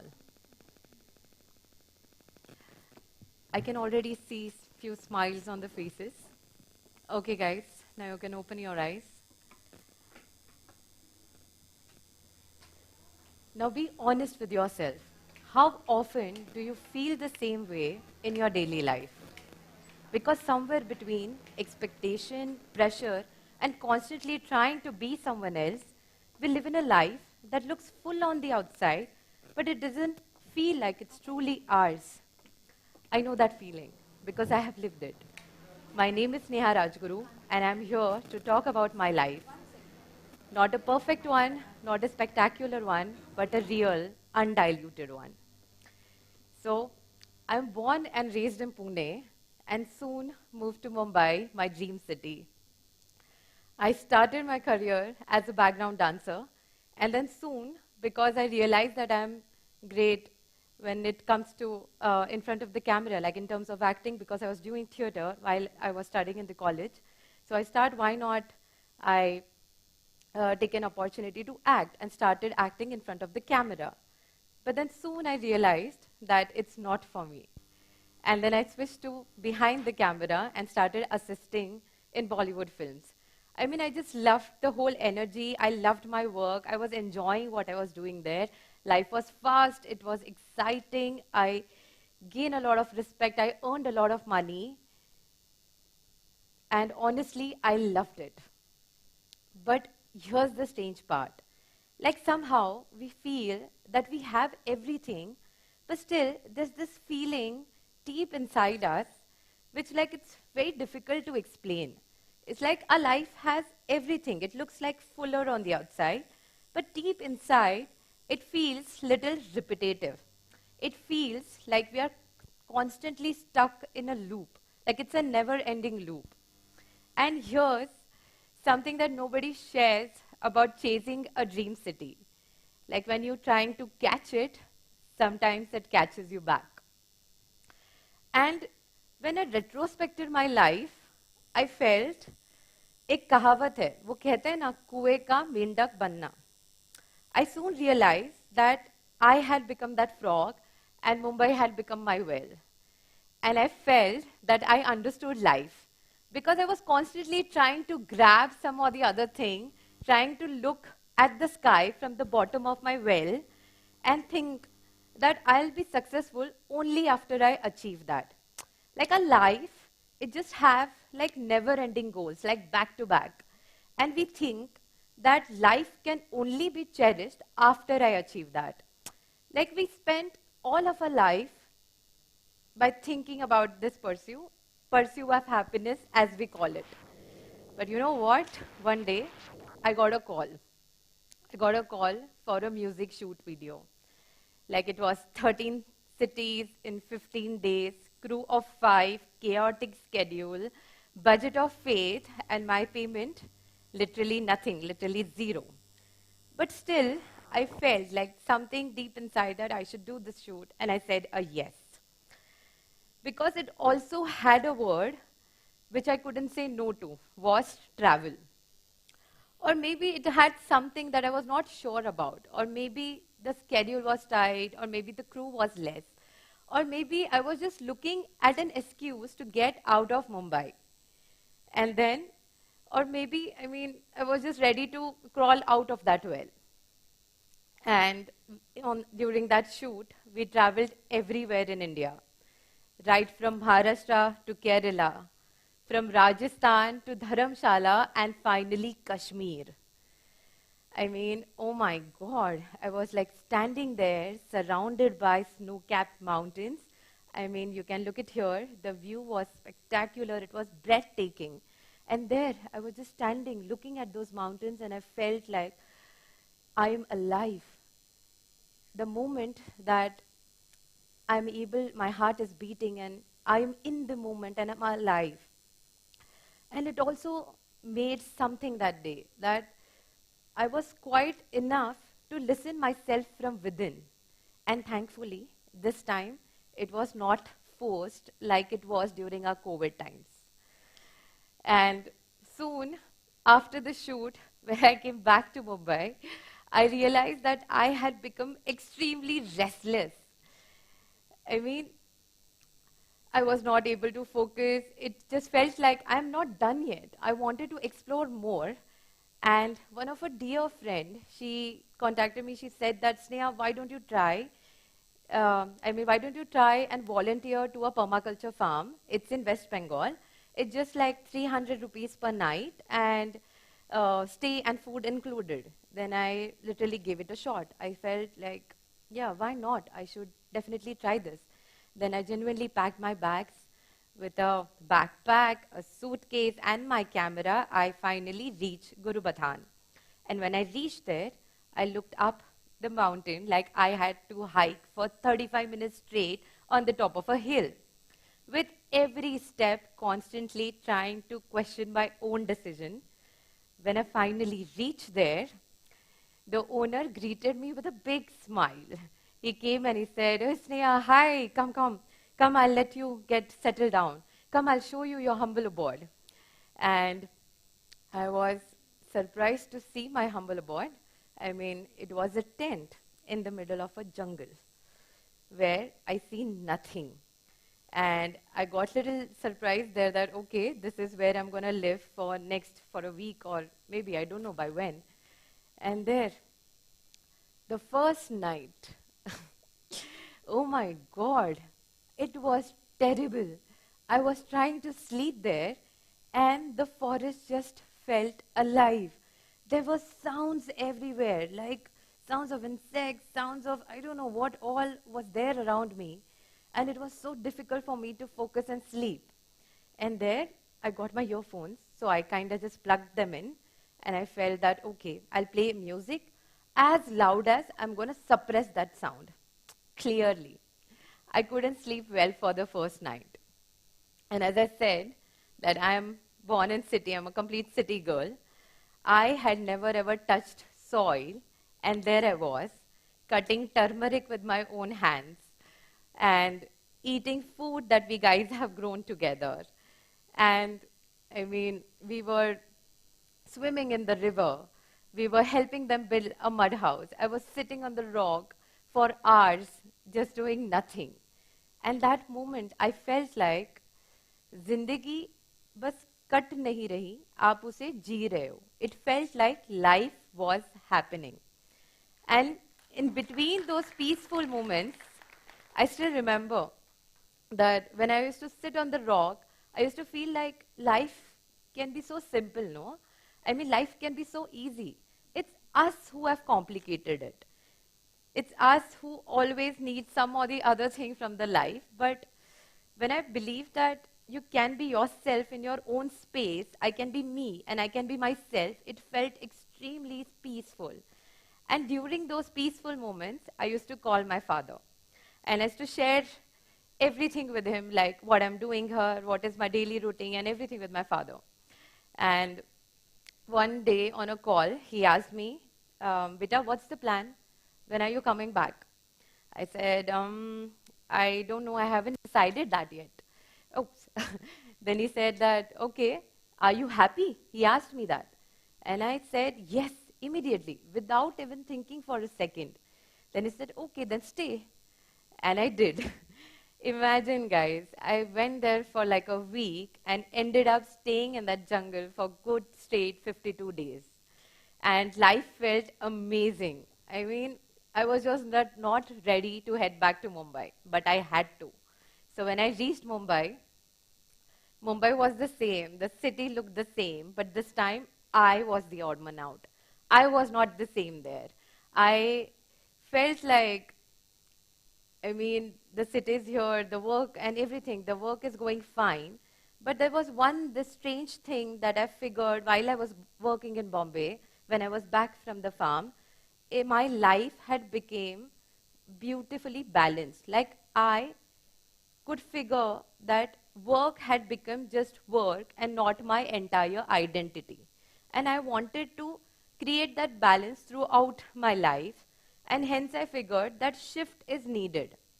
And while I was kind of trying to experiment with what should I do further, something beautiful, unexpected thing happened.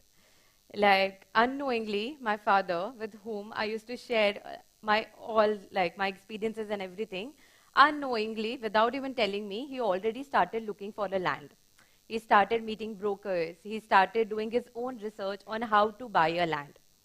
Just not for me, okay? He also needed a life close to nature after his retirement. Like he was trying to plan for his second innings in his life. And when we both discussed about this, we figured we both wanted the same way, but just in different ways. Then why not club in? So hence, I had to leave Bombay and come back to Pune. And after good 9 months of land scouting, we finally found our dream land. As I said, that I've already worked in Bollywood, and I knew how a big moment felt like, because we create and sell emotions for a living. I mean, that's how it works, guys. But then the day we got the land, oh my God, like, it was so overwhelmed. Me and my father, we both hugged and we cried. My mother too cried, but for very different reasons. Because she thought we both have lost our minds. Yes, and maybe we did. Because doing something like this requires a lot of guts, requires a lot of control. Like, to bring that change, you should get out of the comfort zones. And here, like, I've not come here to tell you guys that, okay, leave your job, move to a village, or buy a land, start farming. I'm not here for that. But let me tell you, you all can practice that balance while staying in the city. Like, you all, by balance I mean, you can create a life, give some time to yourself. You can be grateful for the food on your plate. You can be grateful to the person sitting right next to you. And that's how that balance can be created. And I mean, while all of this was happening and while we moved there, then I figured we need a life that should be more closer to nature. Like, I want to suggest you all, if possible or whenever possible, you should really get away from that noise. Like, here I'm not saying those like 2-3 days getaways with your friend and family. Like, to get that change, you should give that time. And I promise you, if you give that time, something incredible things are going to happen. You will start noticing nature. You will start observing the patterns of nature. Like how the ants move to the higher ground even before the rain hits, even before the rain arrives. How a firefly glows when the ecosystem is still pure. How a forest sustains itself even without our intervention. Every grass, every leaf, every insect, every microorganism have its own role, have its own purpose in nature. And that's how we should also be able to see that, and to connect for that, you need to give that time to yourself. And by doing all of this, by giving that time to yourself, you will soon realize that you are not separate from nature. You are part of the nature. By part, I mean you start respecting the coexistence around us. And that coexistence is very important. And by realizing that, I mean, I would love to say that simplicity is not poverty, laziness is not, slowness is not simplicity is not poverty, slowness is not laziness, and luxury is nothing but just an expensive validation. So, life is yours. And when you start understanding all of this, you will understand how a good life looks like.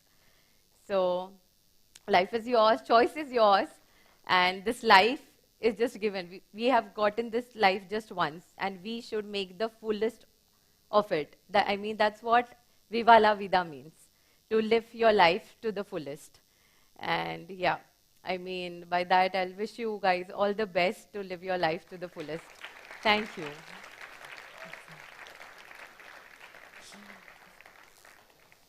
Inspiring journey, Ms. Rajguru. You have truly created wings for yourself and soared beyond limits. Thank you. Now, I would like to invite the member of the Managing Council, Mr. Rajett Shah, sir.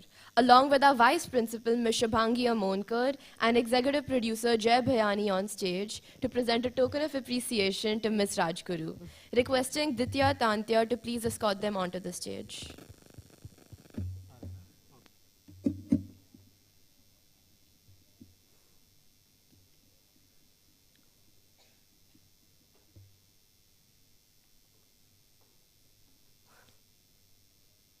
Hello. Thank you so much. Thank you, ma'am. Thank you, ma'am. Thank you so much.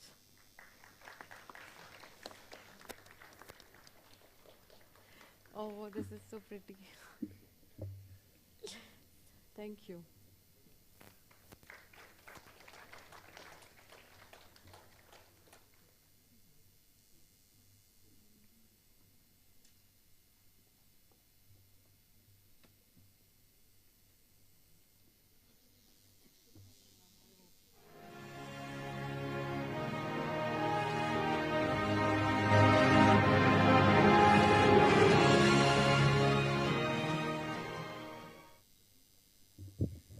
Art has a unique way of bringing people together to create something truly meaningful.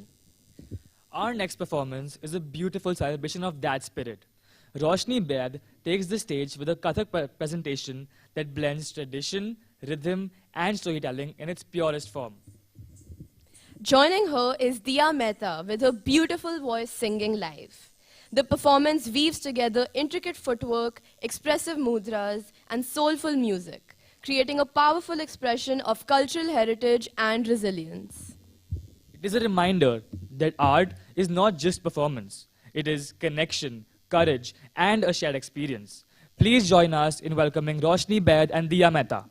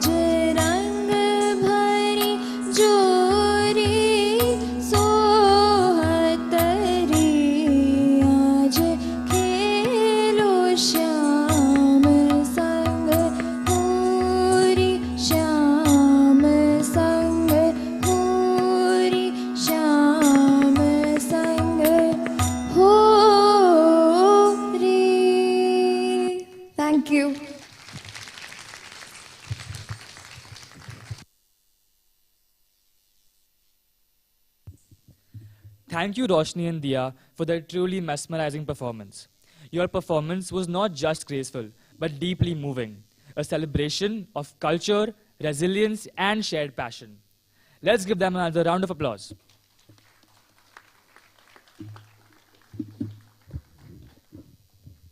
There are voices you hear, and then there are voices you remember. Our next guest is one whose voice lingers long after the music fades. Ms. Rekha Bhardwaj is a national award-winning artist, known for bringing rare depth, soul, and honesty to every note she sings. Across languages and genres, her music has touched millions, whether through soothing melodies or powerful storytelling. She doesn't just perform songs, she transforms them into experiences. Her artistry reflects years of dedication, discipline, and an unwavering commitment to authenticity. In many ways, she embodies the spirit of this year's theme, Viva La Vida, Live Undiluted, reminding us to embrace life in its raw, unfiltered form without losing its truth or depth. Ladies and gentlemen, we are truly honored to have her with us today. Can we have a huge round of applause for our guest of honor, Miss Rekha Bhardwaj.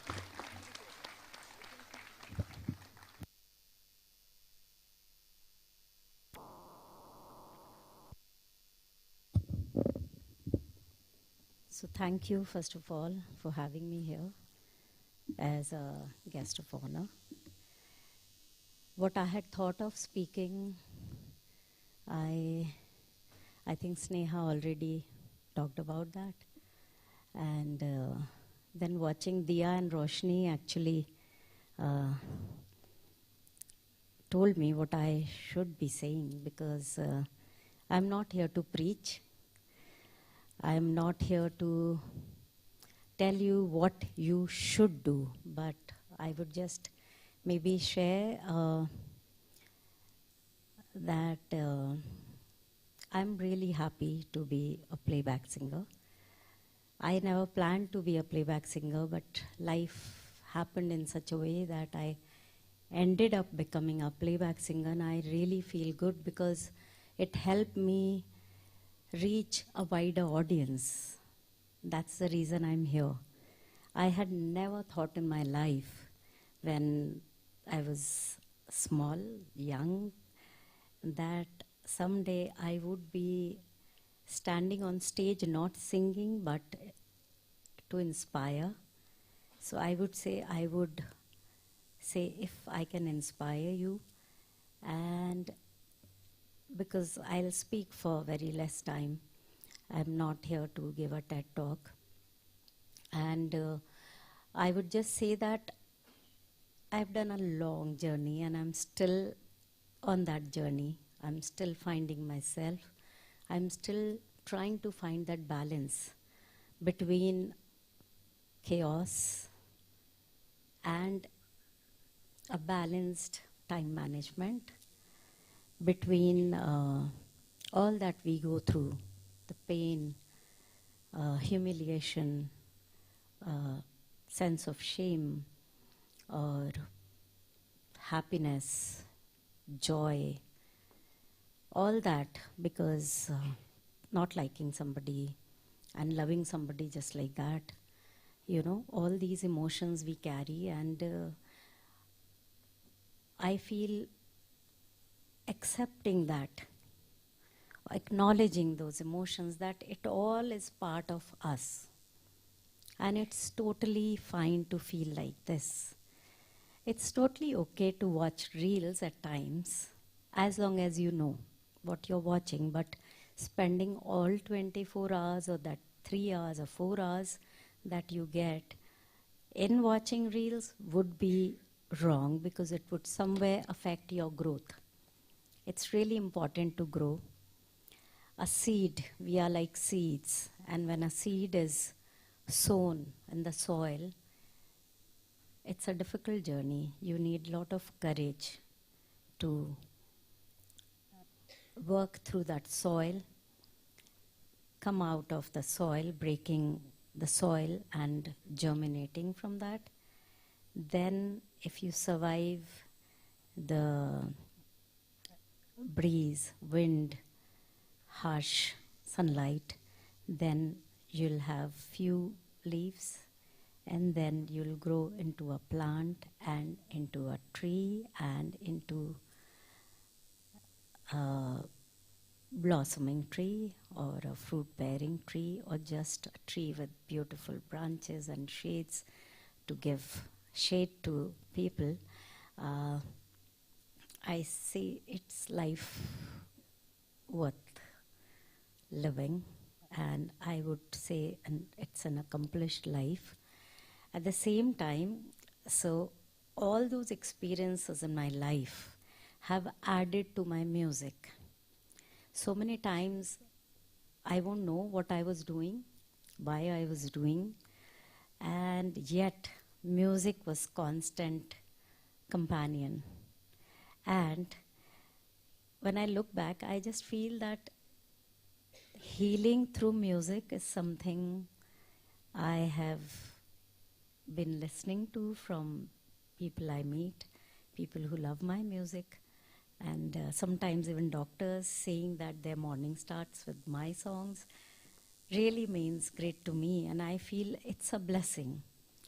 And if I find a reason for that, the main reason is of accepting everything within me, within us, and around us.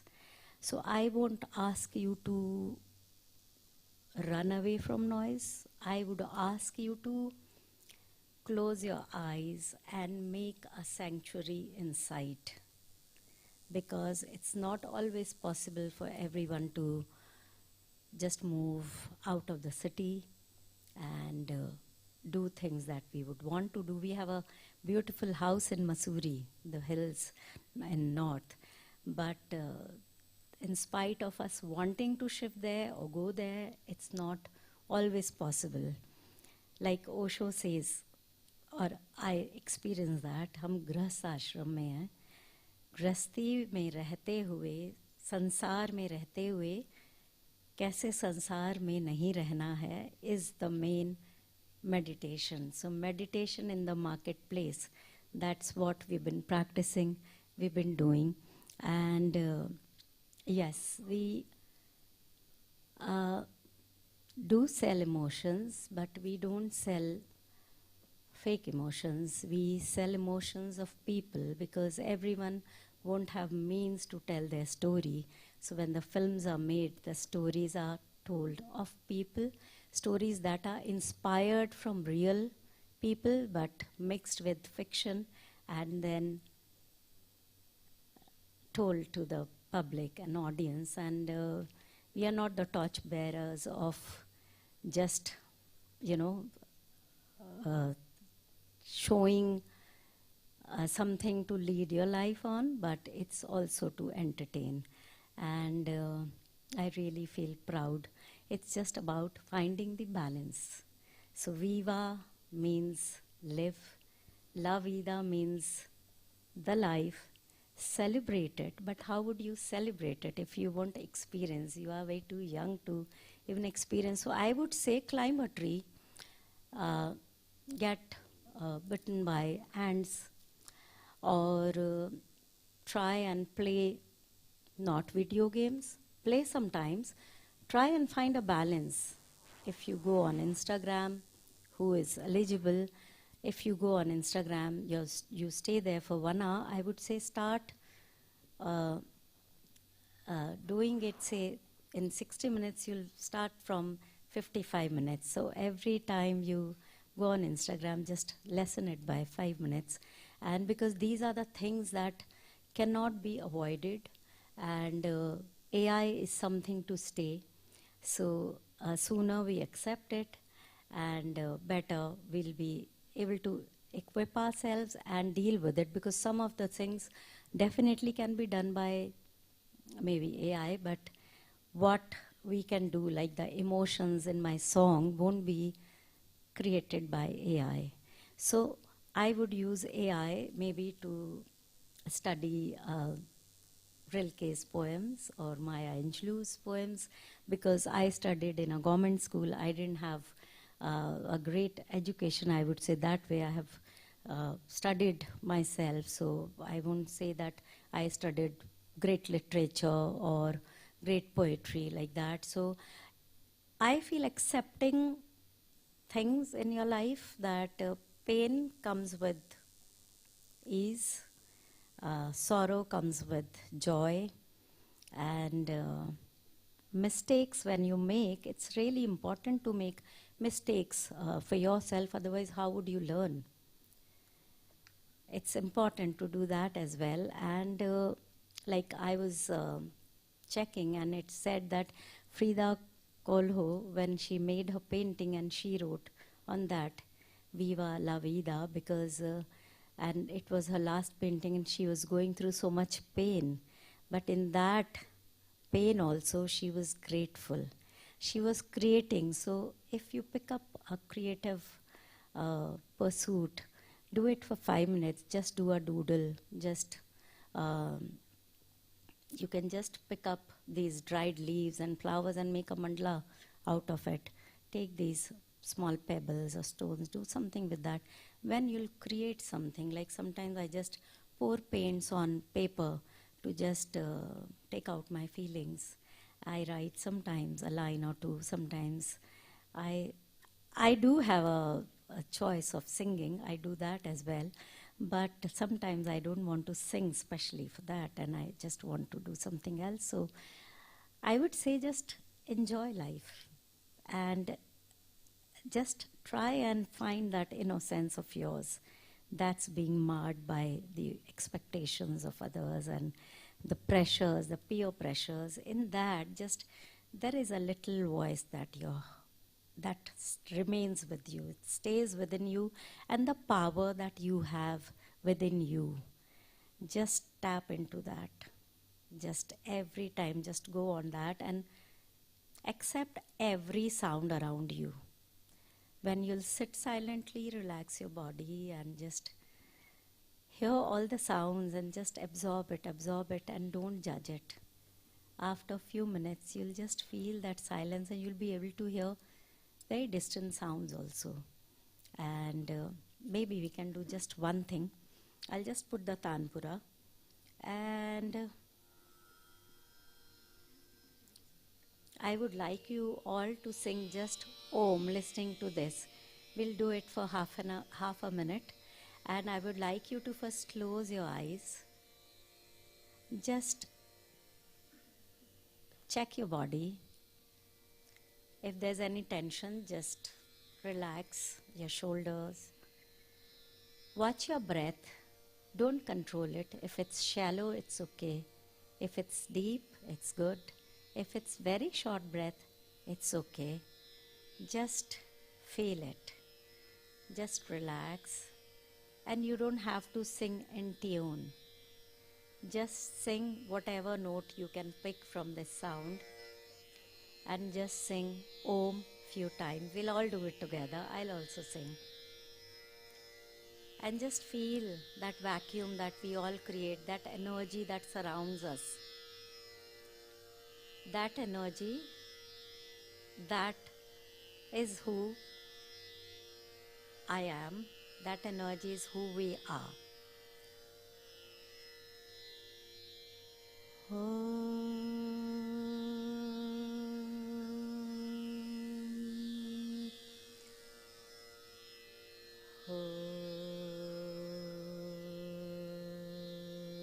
Pick up any note. Everyone, you can also do it. I would really want you to do it.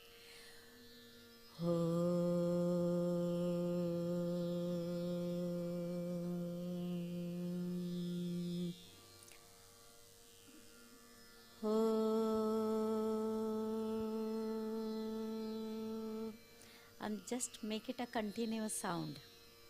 One person is stopping, the other person is starting.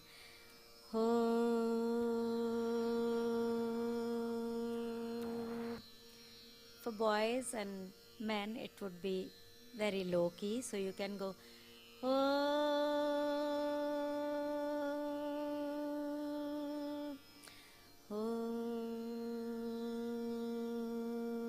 Some can stay on this note, some can go on the, and you will realize it becomes a symphony of sound. It becomes a sound of the universe that is ours, the universe that we trust. And trust is also important to enjoy. And once you do it, then you observe the silence for a few seconds or a minute, and do it every day. I suggest every school should have it at least for 15 minutes every day. I'm okay to come and just practice this with school and college and kids and adults, because this is how I ground myself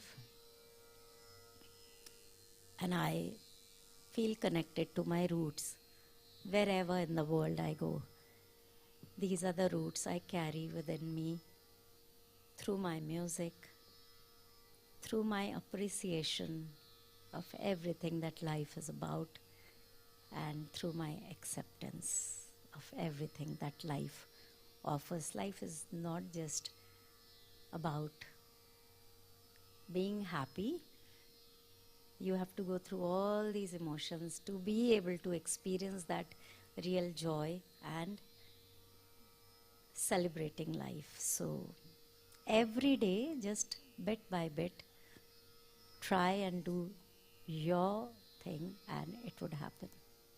Lots of love.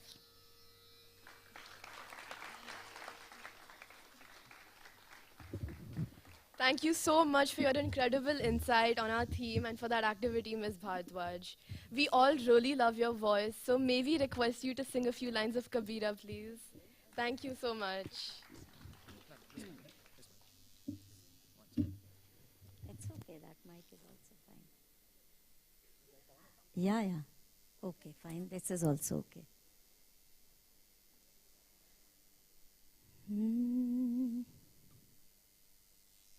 I don't know which key I'm taking this song in. So I still have that dilemma. See, I'm a living example. And I'm really happy Diya, her voice was not coming because of mic. It started, and then she asked, can we start again? And it was really nice. That's what life is about. That's how the celebration happens. And if I fumble, if I do something, it's okay.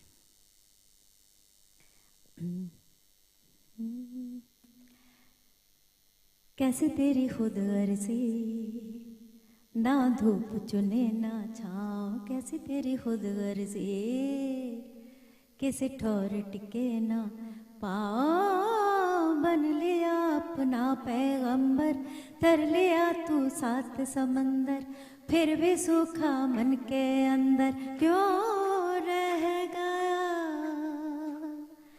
रे कबीरा, मान जा रे फकीरा, यूं न जा, आजा तुझको पुकारे तेरी परछाइयाँ. Thank you.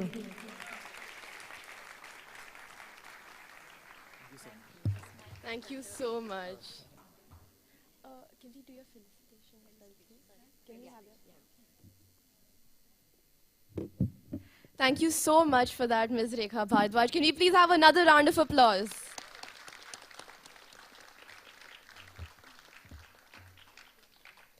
Now, I would like to invite the PTA President, Ms. Rachna Parekh, along with our Vice Principal, Ms. Shubhangi Amonkar, and our Executive Producer, Jay Bhayani, as well as our Event Manager, Anik Aikar, on stage to present a token of appreciation to Ms. Rekha Bhardwaj, requesting Jeel Mehta to please escort them onto the stage.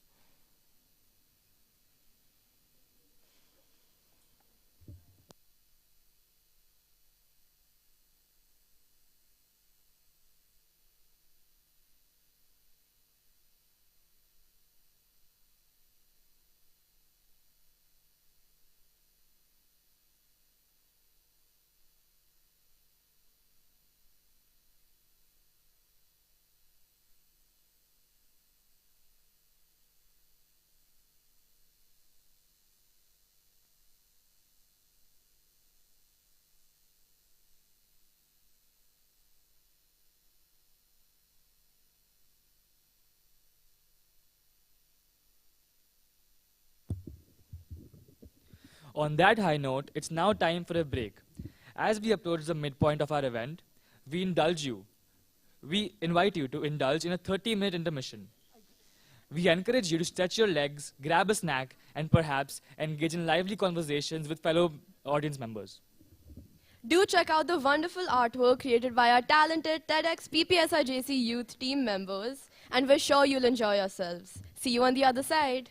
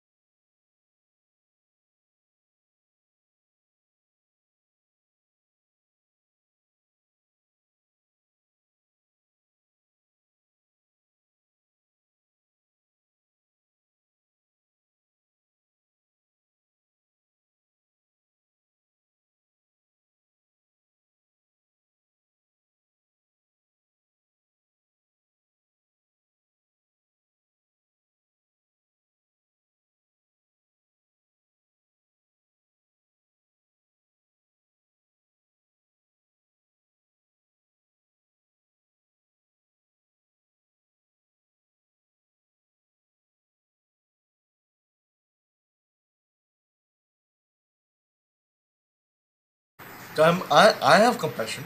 I am funny. I'm mad. I have a good sense of humor. I can joke around. I can do whatever. I'll say whatever I want. You know, that doesn't make me feel like I do not exist. Why am I judged so harshly? So what that I am different from everyone else? Why is everybody ignoring me? And why do people think I am weird? So what I'm weird? Huh? You could be weird. I feel that everybody is just pointing fingers only at me. Nothing. I mean, no fingers on you guys. With his uplifting perspective and relatable storytelling, he continues to connect with and inspire young audiences across social media. His journey reflects the importance of confidence, resilience, and staying true to yourself in a constantly changing world. Many of you may also recognize him from Sitare Zameen Par, where he portrayed the character of Satbir alongside Mr. Amir Khan. His role beautifully reflected the message of the film, that every individual shines in their own unique way, with their own strengths and their own story. Mr. Datta's story reminds us that sometimes a little positivity and authenticity can make a lasting impact on countless people around you.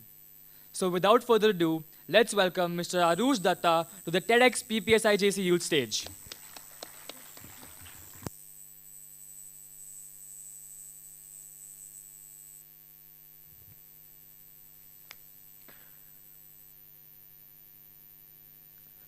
The world calls me neurodiverse, but I call myself a life learner. I don't understand hypocrisy. I don't understand double meanings. I don't understand snide remarks. All I understand is that the world,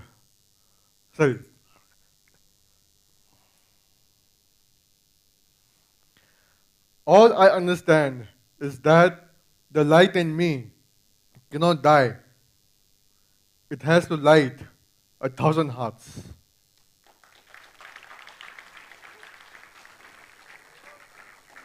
I remember I was in second grade in a neurotypical school when my teacher told my parents that kids like me do not belong to normal schools. And while I didn't understand everything she said, I understood one thing. She thought I was different and not like the others.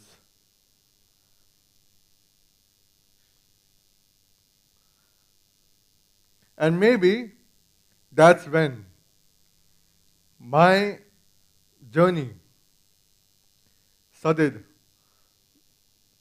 And when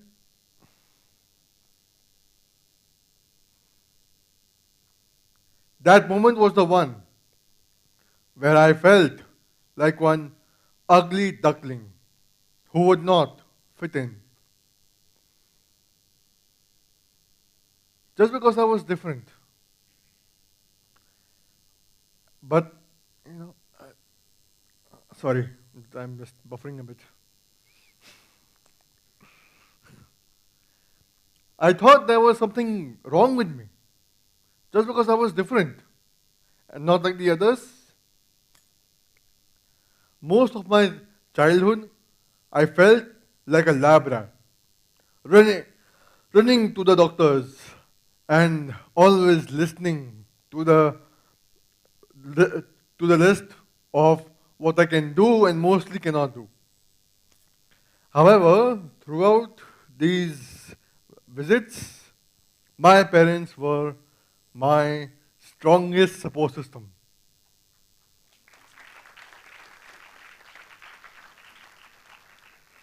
I am blessed to have such wonderful parents. My father, who is a pilot, and my mother, who is a graphic designer and has gone through child psychology. I'm not sure if she is a good psychologist, but she is definitely logically psycho.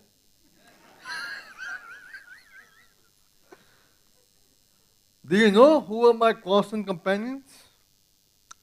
Any guesses? Yes, sense of humor. My best buddy. My best buddy. I love laughing at myself. I love making jokes on myself.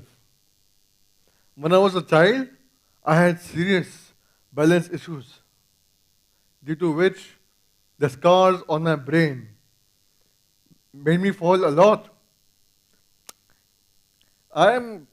मैं बचपन से ही एक गिरा हुआ इंसान हूँ.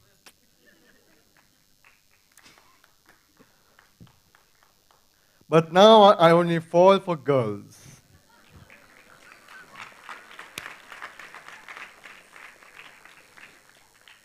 You would think that someone with such good humor would have so many friends. But I was not lucky enough.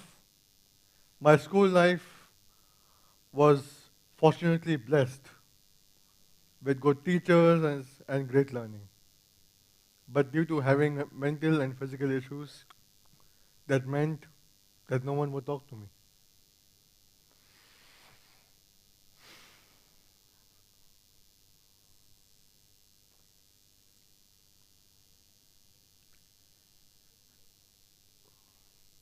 Even though it was an integrated school, even in a place that was meant to include everyone, I felt invisible.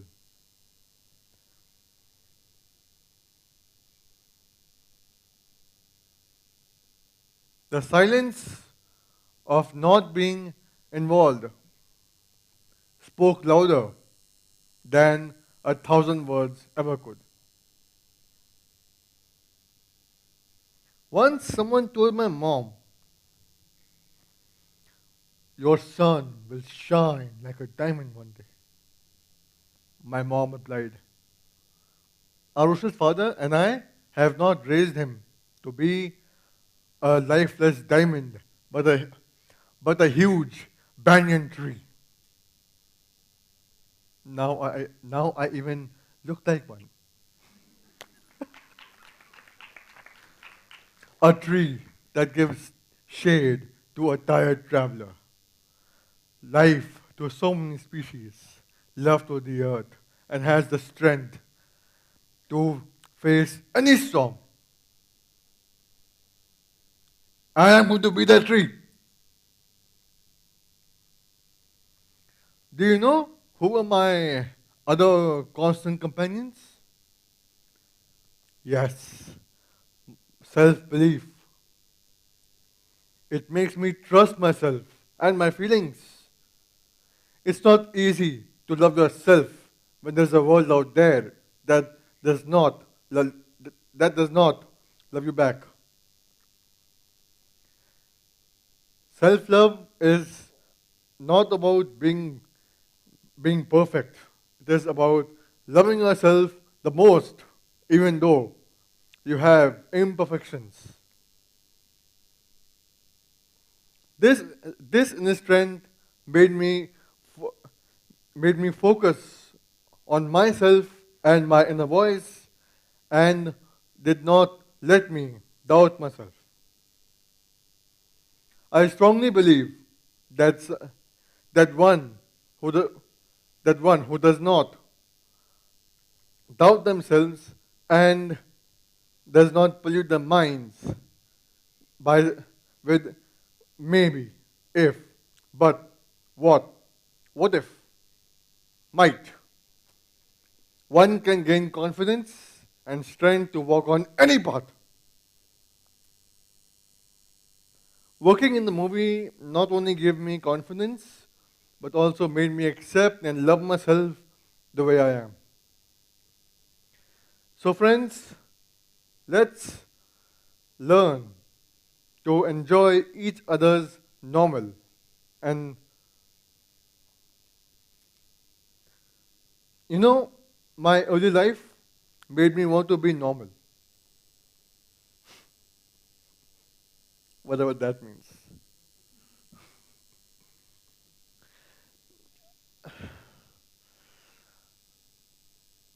But as I grew up, I asked myself, what normal really is.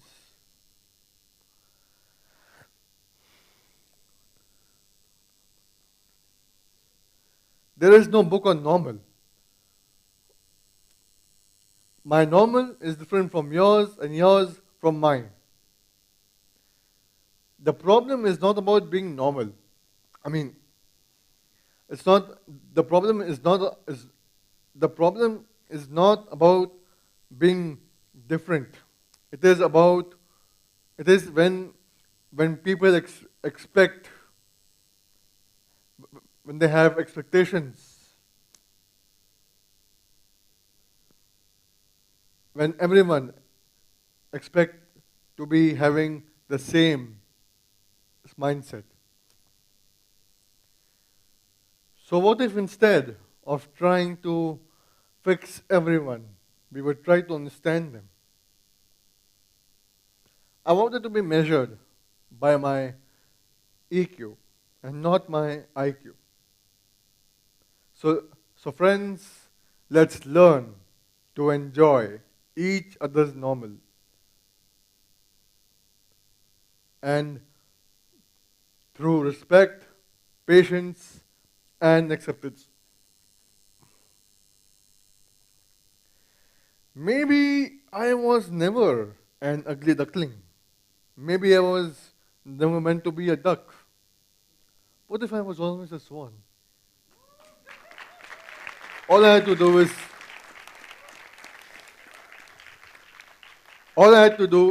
is see myself flourishing into one.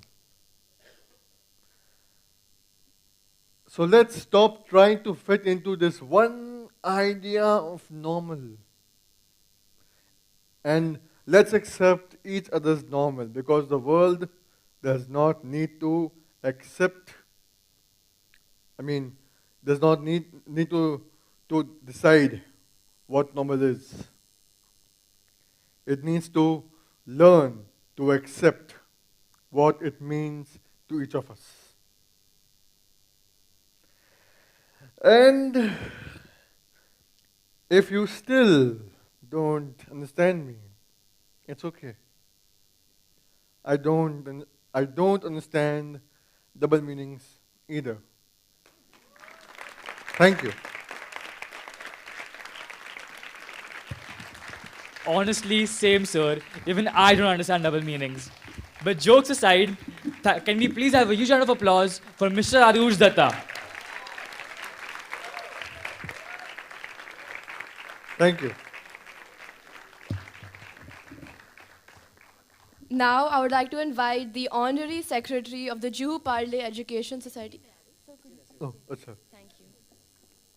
Of the Juhu Parle Education Society, Mr. Rajett Shah, sir, along with our Vice Principal, Ms. Shubhangi Amonkar, and our Event Manager, Ane Kaikar, on stage to present a token of appreciation to Mr. Dutta. Requesting Ditya Tantya to please escort them onto the stage.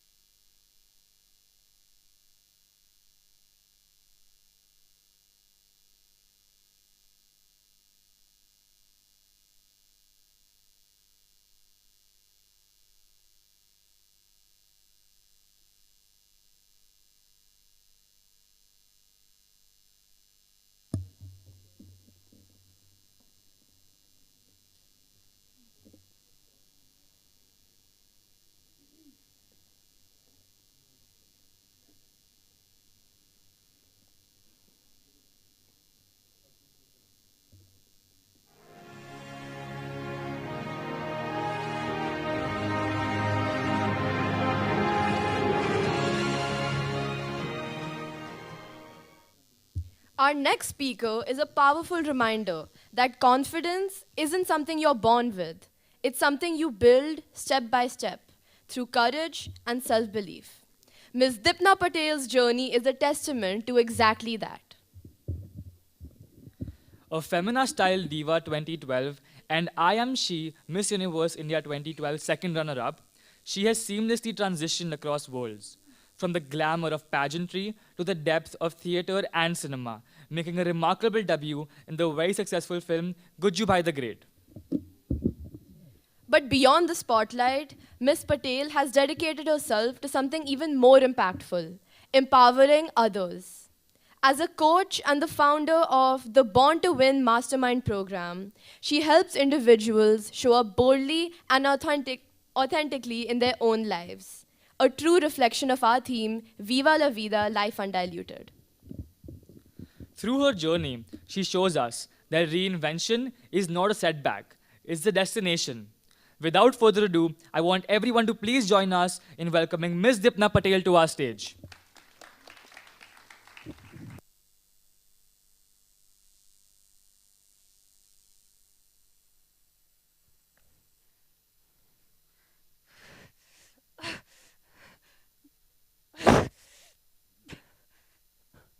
I'm stuck in this box for so long. Do I need to be here? Yes, you do. Because you're so safe in here. And I'm going to protect you forever. That's great. But there's no movement in here. It's the same pattern every day. Look, I want to step out. There's a wonderful opportunity. Are you sure? I mean, why do you want to step out? It's so perfect in here, so comfortable. Don't make that mistake. Just stay here. I'm telling you, just stay here. I'll be fine. I got this. Yeah, I got this. I got this. I got this. Yeah. Hi, everyone. My name is Dipna Patel, and today, without your permission, I'm going to take you directly back to the chapter 3 of my life story, college days. So I remember I was studying in a fashion college called NIFT, and in one of the college festivals, it so happened that there was a beauty pageant being organized.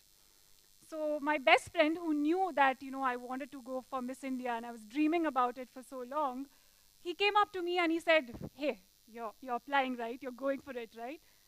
And I was like, one part of me was really excited, and the other part of me was scared as hell. Like, I was really terrified. And he was like, "Why? Just do it." I was like, "You don't know. Speaking, mera weakness hai. Mere se nahi hota ye sab." So at that point, I did not share something with him, which I'm going to share with you all. So cut to chapter 2 of my life, school days. Class 3B, the class teacher says, "Stand up and start reading from the textbook." So I stand up, I start reading. My voice is shaky. It's almost like I'm losing my voice, and I just wanted to sit down. And the moment I sat down, there were 2 boys next to me who made fun of me. After that day, I never raised my hand in class. I never asked any questions. And this pattern repeated again and again. When my school decided to organize this big theatre production, deep within, I was hoping to be casted. I was longing for expression. But in reality, I had no dialogues, and I was one of the dancers dancing in the background. Finally, in the 9th standard, inspired by my seniors, I decided to apply for this leadership position, for which you have to give a speech. So I tried writing a speech, one full page, front and back, folded it in my pocket, and on that day, my name was announced, and I came up on stage. I am Dipna Patel, class 9B. I should be Ruby House GS because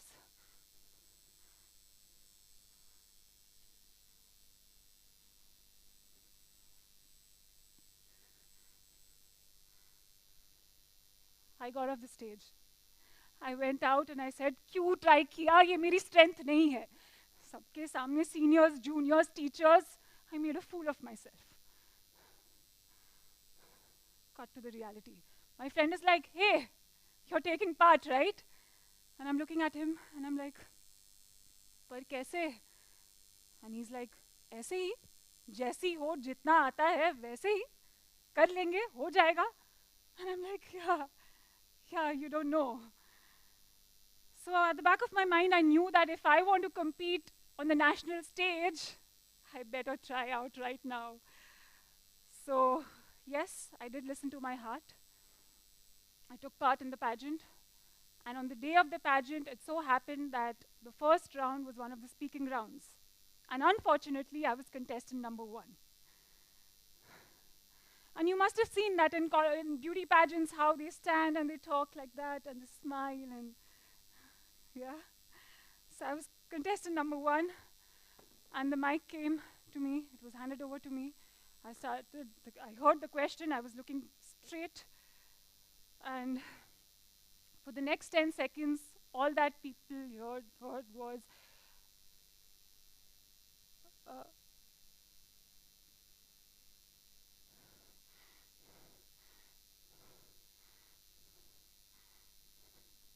I froze again. The MC came. She said, "Thank you, Dipna," and she took the mic away. In broad daylight, in front of seniors, juniors, and my teachers, I froze again. On that day, I had 2 choices. And in life, you always have 2 choices. Choice number 1, you stay inside that box and you let others define what you stand for. And then years later, you have kilos of regret. Choice number 2, you choose to step out of that box. Your heart is beating, you're nervous, but in spite of all of that, in spite of your weaknesses, your inhibitions, you choose to step out. You choose to face your fears head on. So I chose the second option. And I decided to not give up until I don't change that reality. So that day became the turning point of my life. Because of that one strong experience, I was no more scared of failing. So one of the biggest lessons I've learned through my pageant journey is never compare your journey with anyone else's. Because a rose can never bloom like a lotus, and a lotus can never bloom like a sunflower.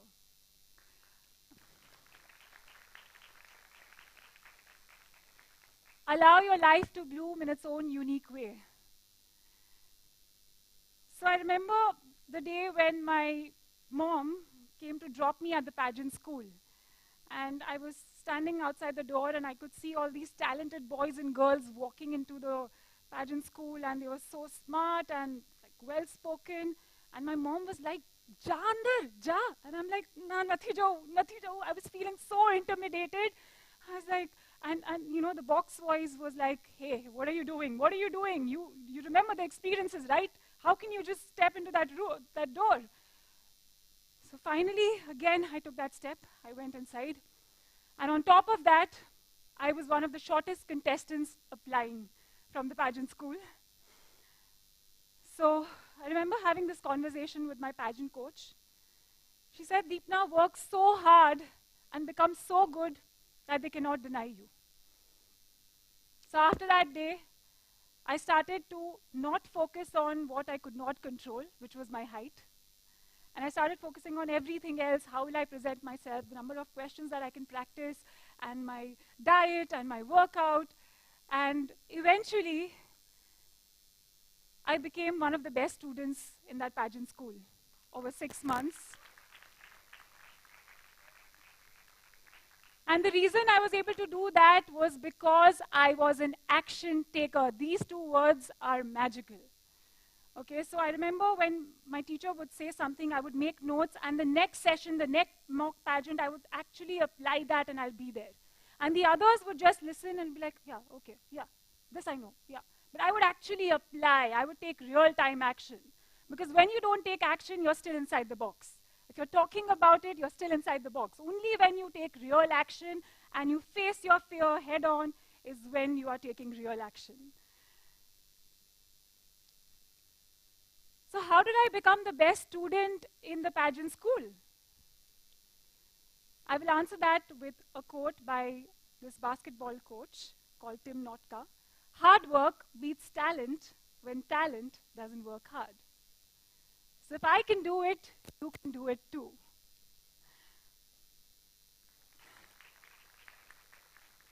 And that is how a girl who couldn't even smile fully, who was behind the scenes, she took one powerful decision on one day that I'm going to change my story, and she was able to do so because she decided to step outside the box. And eventually I won the first ever Femina Style Diva pageant in India in 2012. And 6 months later, I also ended up winning I Am She Miss Universe India second runner-up. Again, in spite of being one of the shortest contestants, I also ended up winning the fitness title.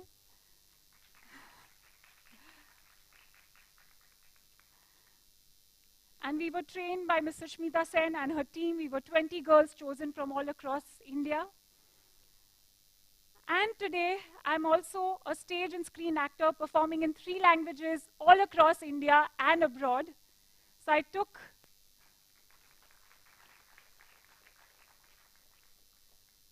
again and again took that step outside the box to change my reality. And now I've had multiple experiences of speaking on the mic again and again, making mistakes, learning from it, and growing from it. So because I stepped outside the box and I started moving in the direction of possibilities is why I was able to do something that I never thought of. Today, I'm also a coach, empowering and inspiring others to step out of the box and move towards their dreams and possibilities. So initially, when I stepped out of the box, even my parents were like, are you sure? But when they saw me take action again and again is when they started believing in me, and they too stepped out of the box and they started walking with me.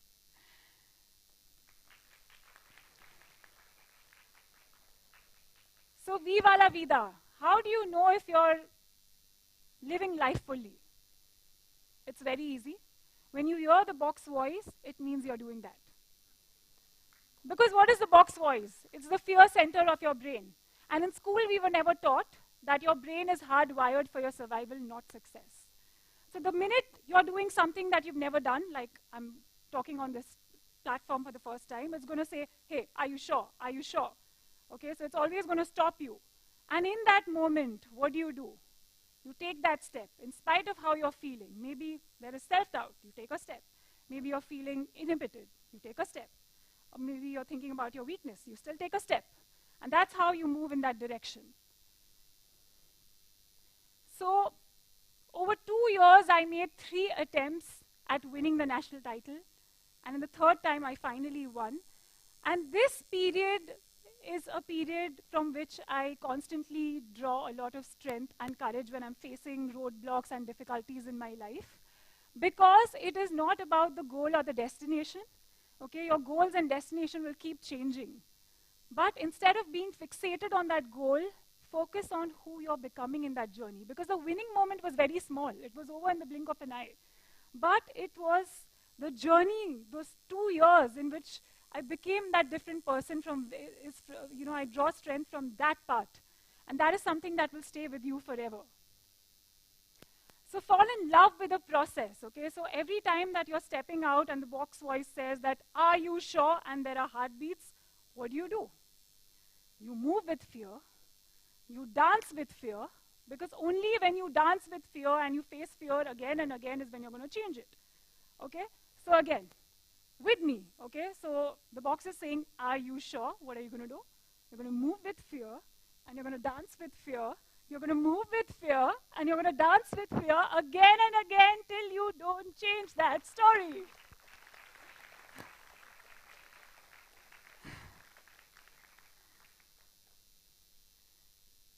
and give yourself the permission to fail. If I did not fail in college, in the 9th standard, this wouldn't have happened. I wouldn't be here sharing an idea today. So allow yourself to fail.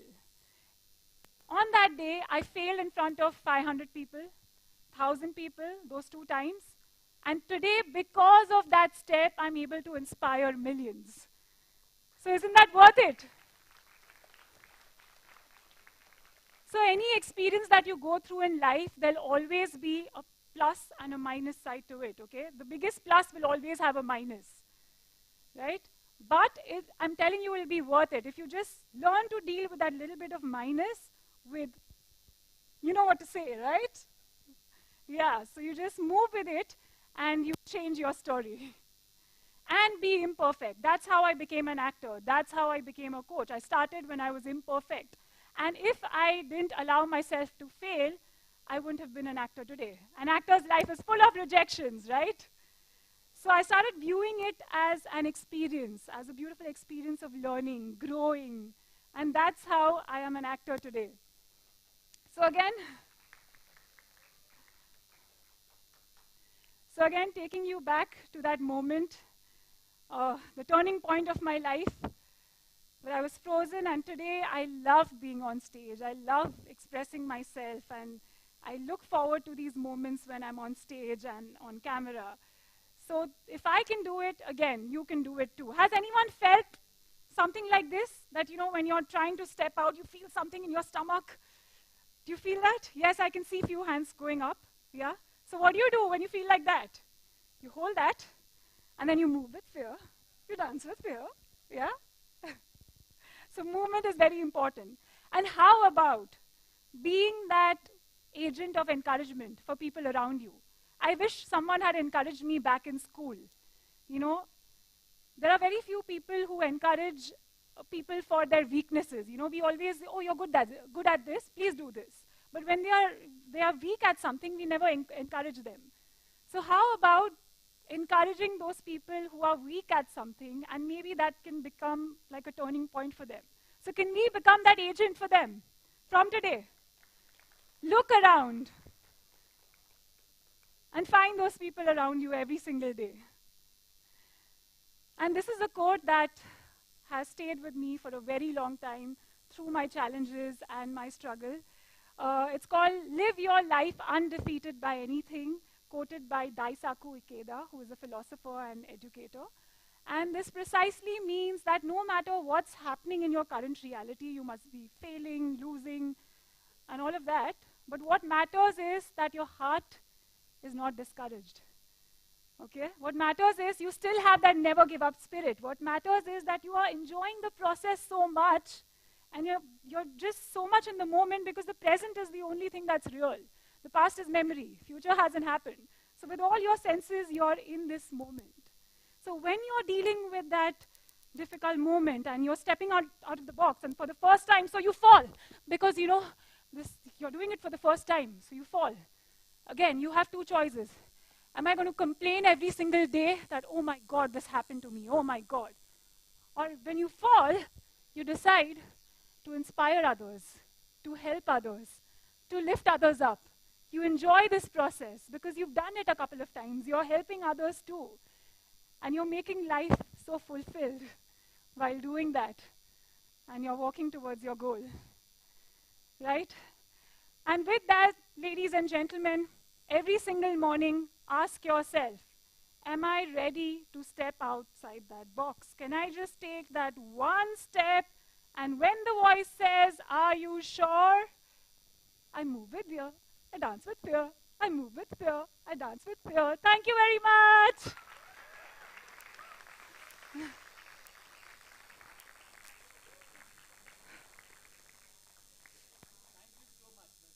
Thank you. Really inspiring words. Your journey reminds us that confidence is not about perfection, but about embracing ourselves with courage and authenticity. Ladies and gentlemen, can we please have another round of applause for Ms. Dipna Patel?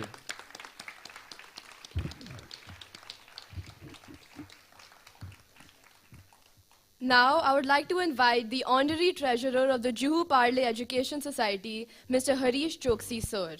along with our Vice Principal, Ms. Shubhangi Amonkar, and Executive Producer, Jay Bhayani, on stage to present a token of appreciation to Ms. Patel.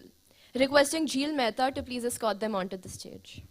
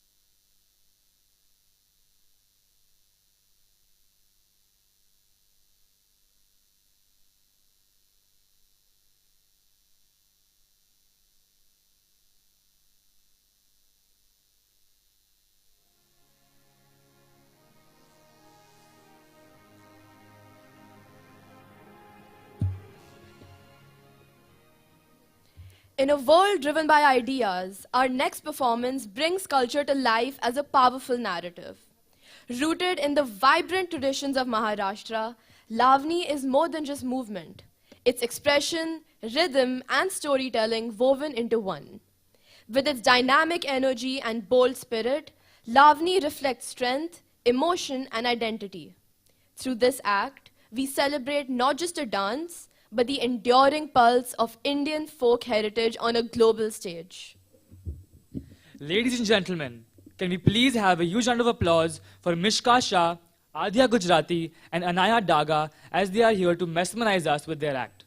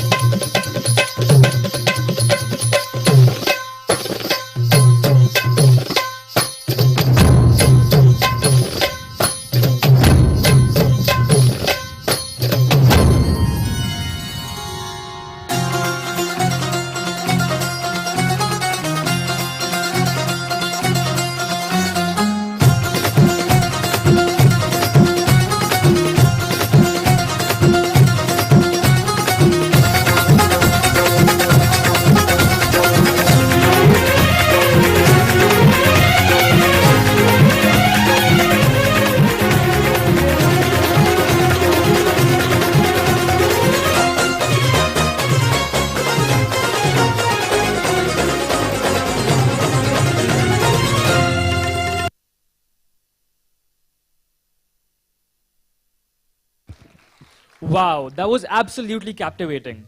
The precision, grace, and rhythm were truly a sight to behold.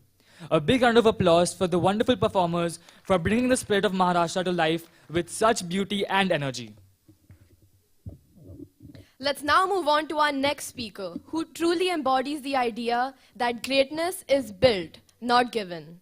Master Rajett Shah, a proud PPSIJC alumnus, has carved his path in the world of squash through sheer discipline, resilience, and an unwavering commitment to growth. An international level player, Rajett is currently ranked among the top in the country in the boys under 19 category and has already represented India on prestigious global stages. From starting at just 6 years of age to becoming a silver medalist at the Indian Junior Open, his journey is a powerful reminder that success is earned point by point. What sets him apart is not just his talent, but his mindset. his ability to rise stronger after every setback, constantly pushing his limits. Today, he's here to challenge the way we think about boundaries both on and off the court.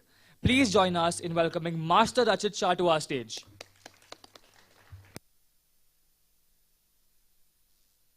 Thank you so much for that beautiful introduction.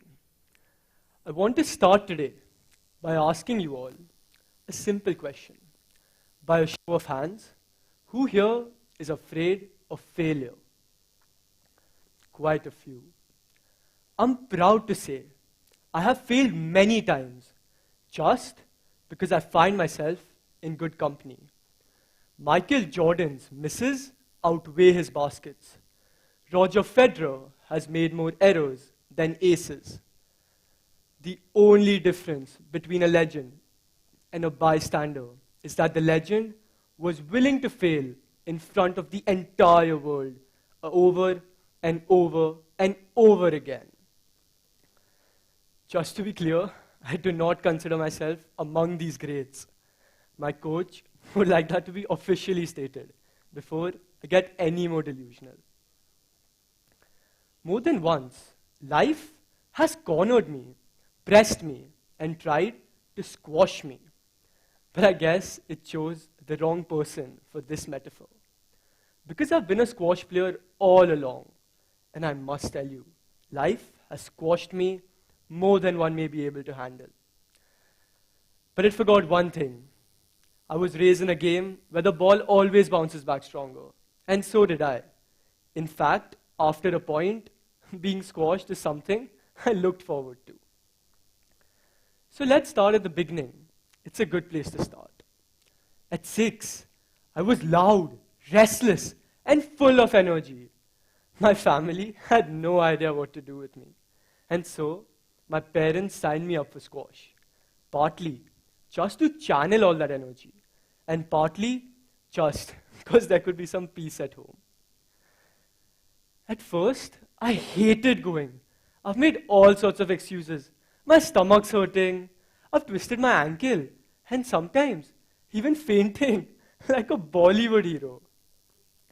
But along all that, resistance changed into passion, and that's where my journey truly started. I played my first real tournament at the age of 7. I got squashed, literally. I failed so badly. It wasn't quiet or narrow. It was an absolute failure. I lost 11 love, 11-1. 1 point away from a triple bagel. But that day, something inside me changed. I stopped wanting to just play the sport and started wanting to earn the right to play the sport.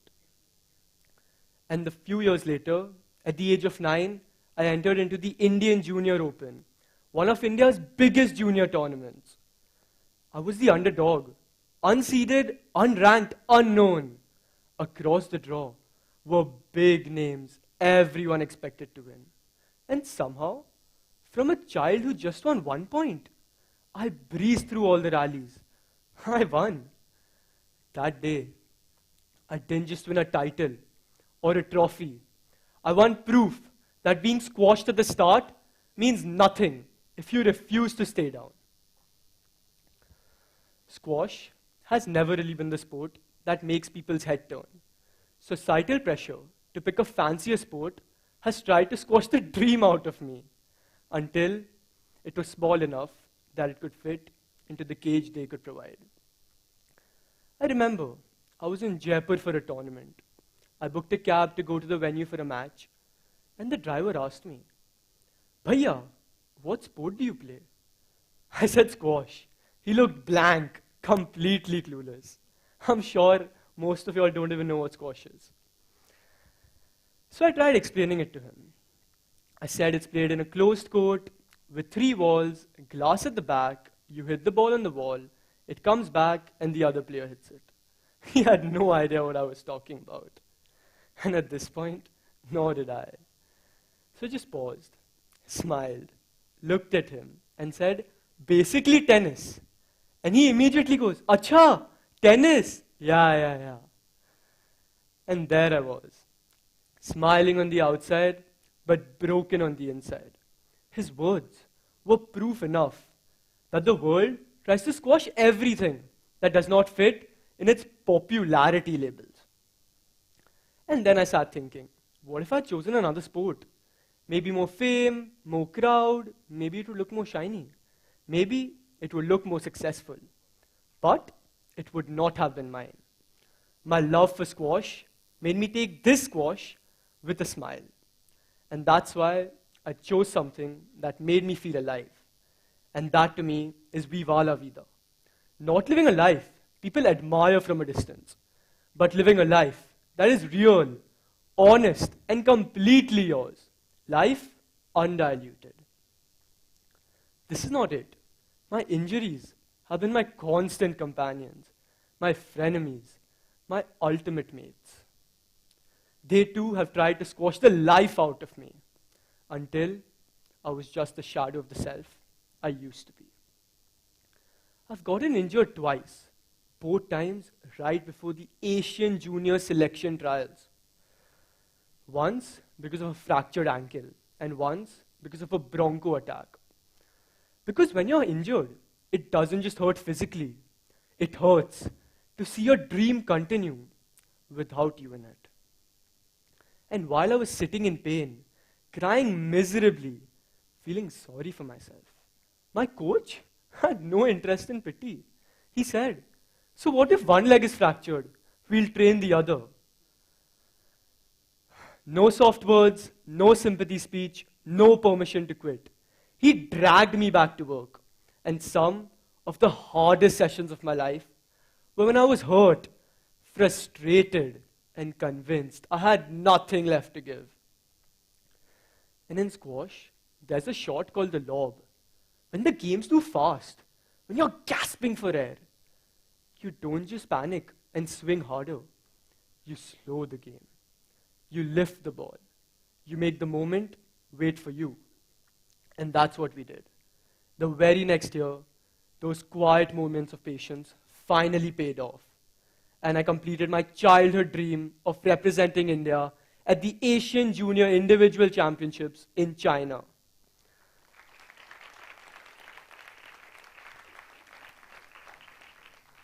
In fact, life has a funny sense of timing. After a game in China, a Chinese boy came up to me, asking for my autograph. I remember thinking, I'm just a teenager, and you want my autograph? Really, me?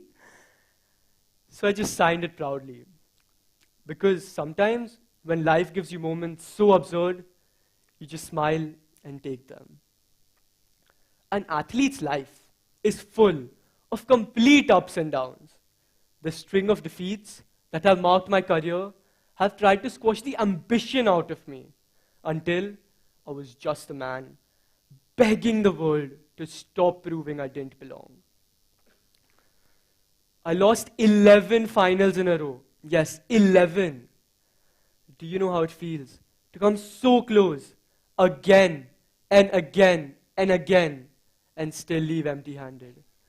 To keep reaching the door but never being allowed in. Because I was trying everything, giving everything, and sacrificing everything. Do you know how hard it is for a 15-year-old to wake up at 5 a.m. every morning, train for months on end, miss the pizzas and parties where all your friends are enjoying their teenage life? I'm not complaining, but every single one of those 11 losses hit much harder than expected. And still, nothing moved. But then came a day. The Asian Junior Selection Trials again. This time, across me, one of my closest friends. Funny how life makes you fight the people you truly care about. Last match, the one that decided selection. Do or die. Last few points. He got selected. He won. I didn't.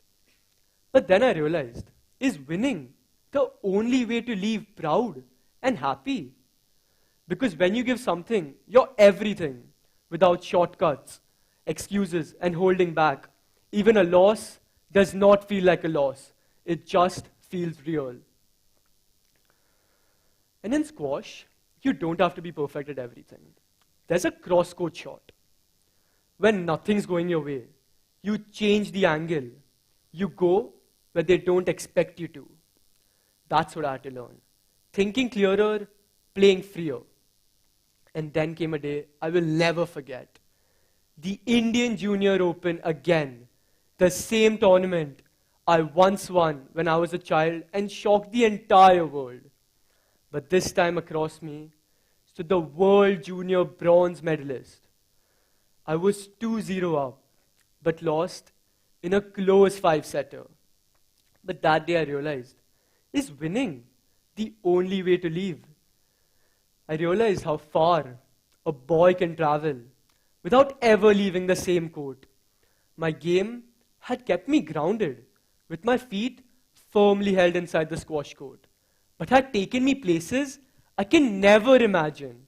With reach outs and emails from most of the Ivy League universities, I realized that being squashed by squash is probably one of the best things to ever happen to me. People say results don't matter, but honestly, they do. And failure is real. It hurts. I hate losing, but it doesn't define you. Because every single time life has tried to squash me, it forgot one thing. I was raised in a game where the ball always bounces back stronger. And that led me to become ranked among the top 3 in the Indian rankings.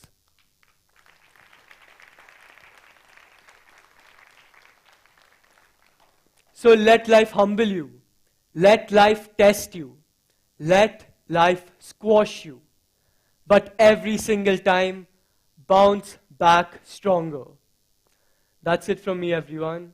I would just like to thank my parents, my coaches, my teachers, and everyone who believed in me, without whom this truly wouldn't be possible. Thank you so much.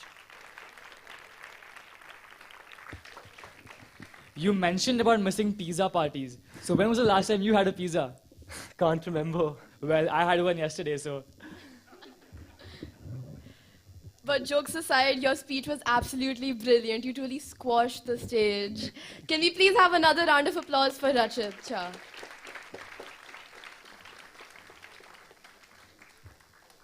Now, I would like to invite the Honorary Secretary of the Juhu Parle Education Society, Mr. Rajett Shah sir, along with our Vice Principal, Ms. Shubhangi Amonkar, and our Event Manager, Anek Kaikar, on stage to present a token of appreciation to Mr. Rajett.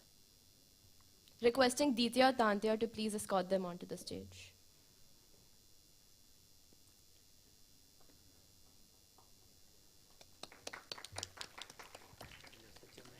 Thank you so much.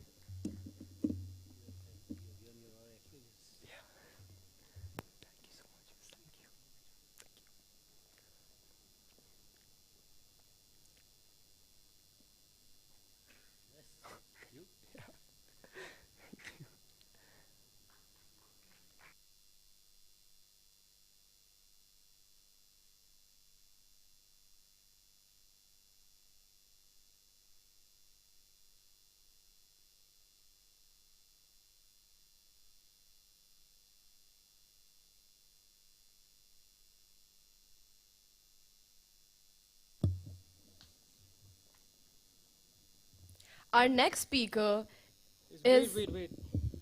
Before we continue, I'm extremely hungry, Ahana.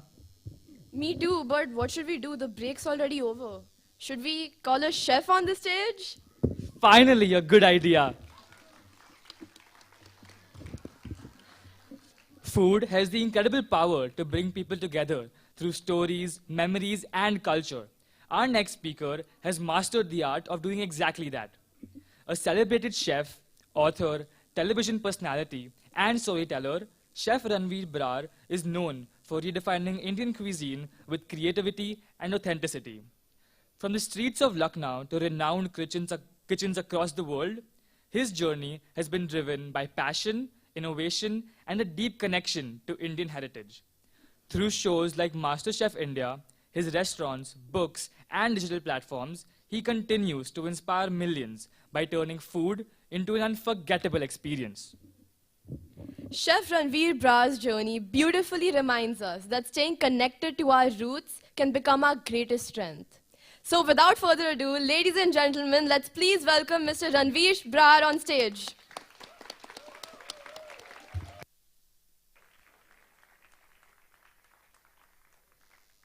This is going to be very difficult for me. Is the audio okay? This is going to be very difficult for me for a guy to stand at one place and deliver. I'm going to try. So, I go into a lot of things unprepared because I feel it just sort of takes away the joy of it.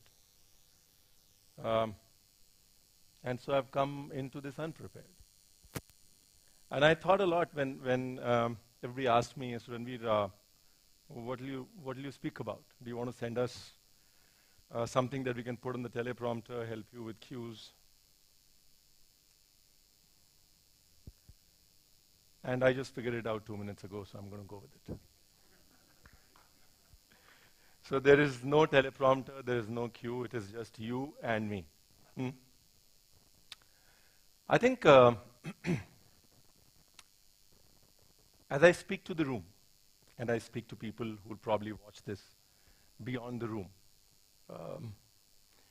all of us have our stories from our lives. All of us have our learnings from our lives. But I very strongly believe that my time was different. My challenges were different. My environment was different. All of you, as you sit in this room, you live in a different time, as different individuals, with a different set of challenges. And hence, for me to tell you, I don't even call it a success story, but my story and say learn from this, it'll be a little unfair. But I can definitely tell you the story of fire. Oh, there was this Mahabharat, no? If you've seen it, you start with, मैं समय हूँ. And that's how it started. तो आज मैं आग हूँ. यहाँ से शुरू करते हैं. And I think for me the story of fire is very relevant because as much as we'd like to say humans first came together because of agriculture, humans first came together around the first possible bonfire. पहला कुनबा, पहला गांव, पहला देश आग के around बना, है ना? And that's how powerful fire is. And I'm very lucky to work with fire for so many years in my life. And there's so much that I've learned from it. Let me just share those learnings. Now, if I am fire, I've seen a lot of people get made, and I've seen a lot of people get burnt. I can melt wax, and I can form clay. It's not my fault. I am who I am. I am fire. Right? Now, what is the difference between people who got formed and people who got burnt? The answer lies with this dish that they call a biryani, or with probably any dish that you cook on a stove. It's not the fire. It's the person who controls the fire. The difference between jalna and pakna is all of you sitting in this room right here. That fire within you to do something, that fire of ambition, used consistently will make a good biryani. And put in all together because you want to achieve it in a day, will result in a jali hui biryani, or what we call the modern day burnout. Right? And that for me is something that I have learned with time. I've learned to forgive myself before I go to sleep every night and keep the fire burning. And I've learned to believe that the race is long.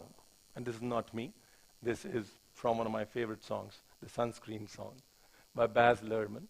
So I've learned to believe that the race is long. Sometimes you're ahead, sometimes you're behind. But in the end, the race is only with yourself. And I think at this stage where everybody around you is talking about being first and no place for second, remember, being first doesn't get decided when you're starting the race. It'll get decided when you're ending it. So take it easy and burn that fire consistently every day. Now,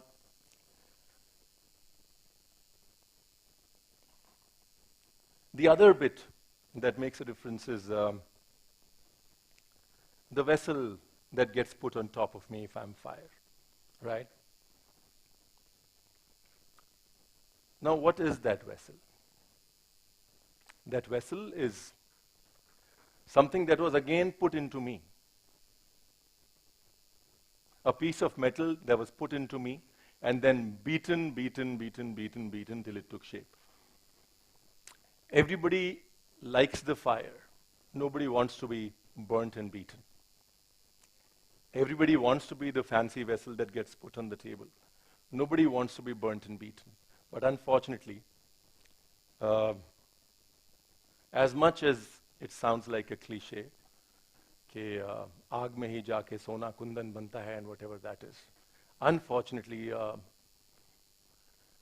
while people like me are those खूबसूरत बर्तन्स and vessels standing in front of you, we've been burned and hammered and beaten into the shape that you see us in. And we live in a world where end products are celebrated because the journey is hard.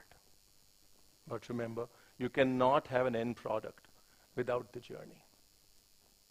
And there's no joy in being an end product if you don't have a journey. Because when you feel the ground slipping from your feet, it's the journey that keeps you together. It's the journey that keeps you whole. I remember when I lost my first restaurant in Boston. As a chef, you close more restaurants than you open, let me tell you that. So when my first restaurant in Boston shut down, I was with a friend of mine. And we were sitting in a Vietnamese coffee shop next to my restaurant, and I got a call. I said, you know what, I'm going to quickly hop over to my restaurant and come back. And I went there, and they gave me a $5,000 check and the lawyer's number and said, this is it. We're no longer partners, the restaurant's shutting down. I put it in my pocket, and then we had our lunch, and then a friend of mine who was visiting from India, in the evening, he remembered, hey, you know what, you went to a restaurant, what happened? I was like, nothing, I don't have to go there from tomorrow. And he says, how can you just be so calm about it? And I thought for the first time, like, how can I be so calm about it? And what really anchored me to myself was the fact that I had a journey of 15 years getting to that restaurant. And while they could take the restaurant away, they couldn't take my journey away. And I think it's very important at your age where you get fascinated by these end products like us to also understand that we've been beaten into shape, put into fire. And we're here after that. And there's no fun without being beaten into shape and put into fire. हमारे उस्ताद जी थे और ये कहते थे कि अगर खुदा बनना है तो खाक बनो. If you want to be worshipped, then you need to be, आपको रौंदा जाना चाहिए. जिस मिट्टी से भगवान की मूर्ति बनती है उसको भी कुम्हार अपने पैरों तले रौंदता है. So I think these are fundamentals. These are not my life lessons that I'm saying imposed, but these are all good things to know right now from where all of you are. So that tomorrow, when you're startled, maybe some part of this conversation stays with you and say, you know what, I knew this would happen. This too shall pass. Because at the end of the day, when I go to sleep in the night, I'm going to tell myself that it's not the beginning of the race. It's the end of the race that counts. right? And the other bit that gets put on the fire after the vessel is ingredients, right? Now, what makes the ingredients special? While you get a biryani in an hour, you get rice in 90 days. You get wheat in a little longer time. You get pulses in 65 to 70 days. And then add to it that whether it is a rice or a pulse or any grain, it'll have to be beaten and thrashed again before it comes to you. Unfortunately, all good things take time, and that is why they're good. Now let's come to the other bit, right? Anybody can be given a fire, ingredients, and a vessel. As simple as a cup of tea. If you give the same ingredients, the same vessel, and the same source of fire to 20 people, will their cup of tea taste the same? No. What's the difference? The intent. The difference is you. Right? And today we live in a world where we're overwhelmed with examples like me, and we want to be them. On social media, there's always somebody subtly cueing us to be them. Remember, you will not be remembered for them. You will be remembered for you.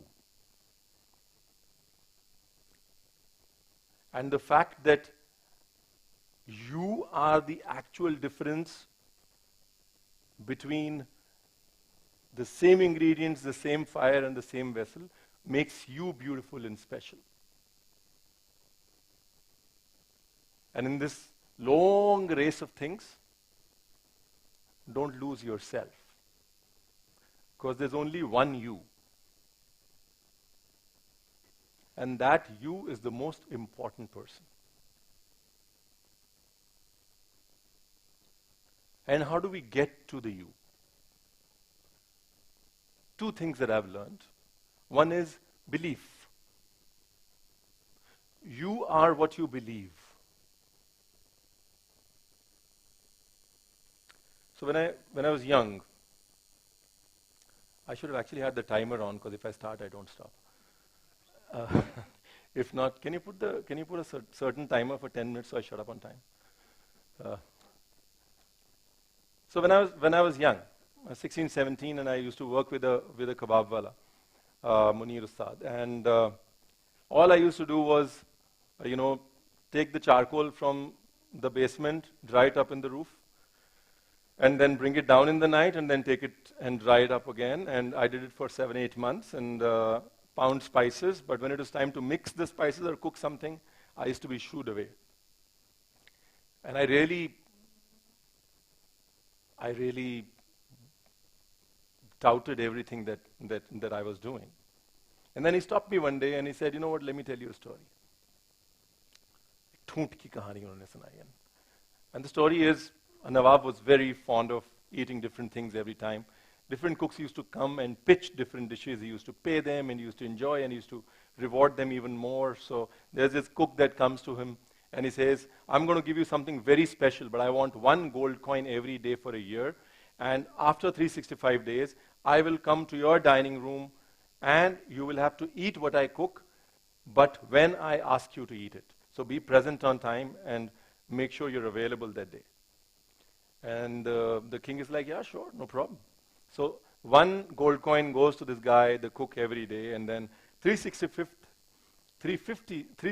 day he comes, and the king forgets that he had to be at 2 o'clock in the dining room. And he goes there and there's this bowl of dal and the cook there. And he gets really upset. And he says, this is what I paid you 365 gold coins for? This is a joke. And the cook says, well, yeah, you did it for this, but you can't even eat it now. And he's like, why? Because you're late. And the king got really upset. He picked up the dal and he threw it in the courtyard. And he had the cook arrested. Cooks always get arrested. So yeah, it's just the easier bit. So, you know, baat aayi gayi hogi, you know, and after 1 month, there's this king's, one of the noblemen, he comes running and he says, you know what, you had this old stump in your courtyard, thoot bolte hain na? From your grandfather's time, it's a dead tree. Suddenly, it's blooming. And the king is like, are you mad? He's like, no, it's blooming. And he goes there and he sees it's actually blooming.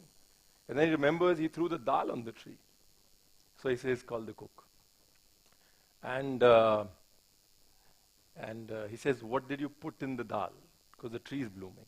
He says, all the 365 sharfis that you gave me, I extracted the essence of that gold which was good for you and put it out there. And he says, so? He says, that's what food does. It always gives. And now cut back to Munir Usad speaking to Ranveer, and he says, kya samjhe? I was like, that he put 365 sharfis in the dal. He says, no. If you believe, then it is there. And I want you to believe from this day onwards that even if you don't understand it now, food always gives. And then I saw the Karate Kid. And I'm like, maybe he picked up from here. That wax on, wax off thing. You know, you don't know what you're doing when you're doing it, but then eventually it all comes together. So belief is what makes you you. And your set of beliefs are you yourself. Never doubt them. Never doubt yourself and never doubt what you believe in. Never, ever, ever do that.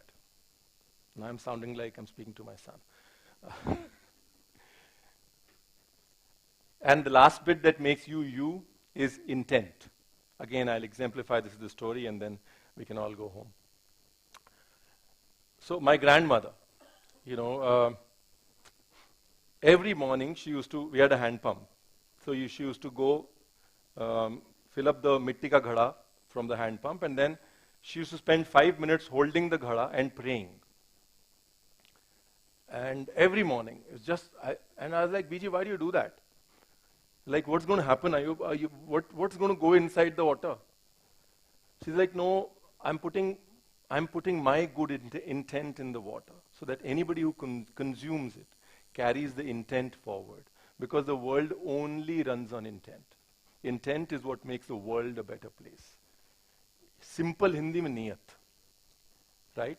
So aapki belief or aapki niyat, your intent and your belief is what really makes you you. Don't change that for anybody. Don't try and be anybody else, compromising on your intent and your belief.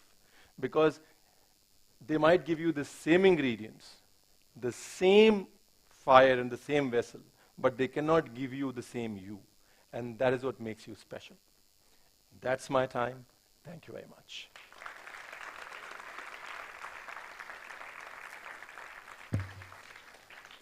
Khuda banna hai to khak bano. What a line. A huge round of applause, please.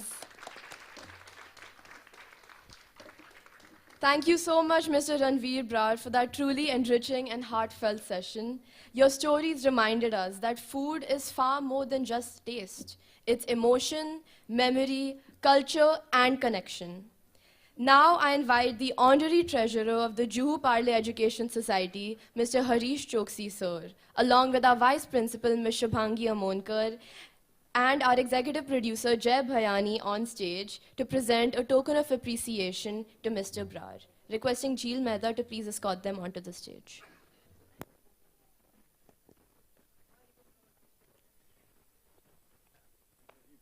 Thank you. Thank you. Thank you. Yes, come. Thank you. God bless. God bless. God bless. Thank you. Very sweet.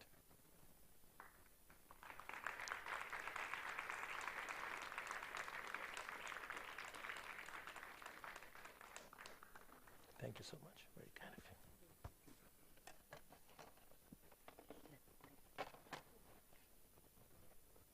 Thank you, sir. Thank you so much. Thank you.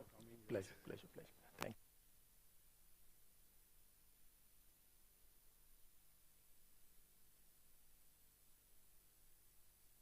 you. Before we learn from the world, we first learn from our mothers. They teach us how to speak before we find our voice, how to stand before we know our strength, and how to dream before we know what we're capable of. This Mother's Day, Team TEDxPPSIJC Youth extends a warm gratitude to every mother who is, has been, and will be, as without them, our world wouldn't be nearly as nice as it is. We urge everyone to please take a moment today and celebrate every mother who has played an important role in your life.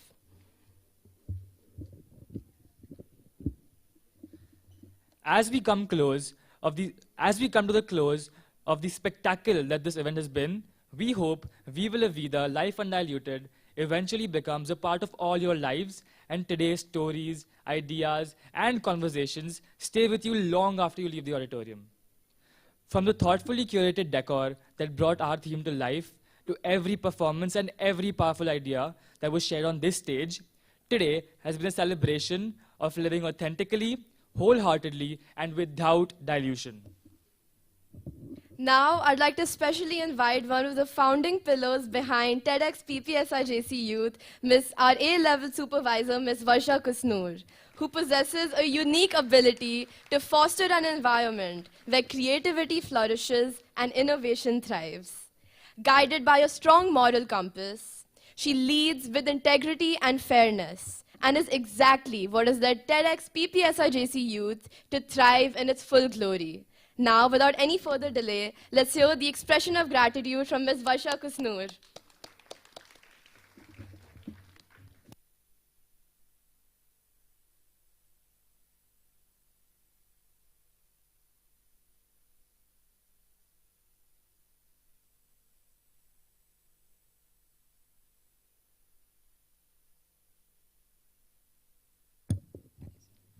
Thank you, Ahana. Good afternoon to one and all present here. What a journey we just experienced together.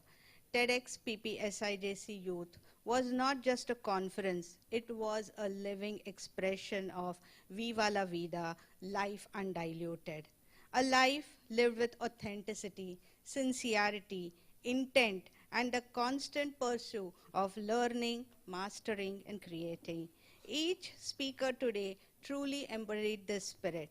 Mr. Anupam Bhattacharya showed us the power of taking simple yet meaningful steps to transform our lives and rediscover the beauty in the world around us. Mr. Yashasvi Yadav demonstrated how technology and mindfulness come together to tackle evolving challenges like cybercrime. Ms. Sneha Rajguru guided us through the conscious living and community connections. Through her journey, she inspires others to choose the purpose, sustainability, and a more meaningful way of life. Mr. Rajett Shah, Master Rajett Shah, took us inward, reminding us that true growth often begins from within. Mr. Arush Dutta transformed his personal journey into a powerful narrative of resilience and self-belief. Ms. Dipna Patel spoke about embracing failure and turning it into a stepping stone towards success. And Mr. Ranveer Brar, through his beautiful integration of cultural stories and human connection, took us back to our childhood memories and reminded us of simplicity and warmth of life. On behalf of the management, principal, vice principal, teachers, and students, I express our heartfelt gratitude to all the speakers for their valuable participation in TEDxPPSIJC Youth. I would like to thank the management for the constant support, and this year, while our school undergoes a floor-rise project, the institution ensured that students did not miss this opportunity to host the TEDxPPSIJC Youth by booking the ISKCON auditorium for this grand event. A special mention to Mrs. Rakhi Mukherjee for her constant encouragement and guidance. Though she is currently attending a conference in Japan, she remained continuously available over the phone for every requirement. She specifically asked me to convey her regards and a heartfelt gratitude to all the speakers. I also extend my sincere thanks to Ms. Shubhangi Amonkar for her unwavering support, the PTA member for promoting the event, and the teaching and the non-teaching staff for their active participation and cooperation. And now, to the true behind-the-scene champions of the event, my my students, the organizing committee, who worked passionately and persistently to make this TEDxPPSIJC Youth a grand success.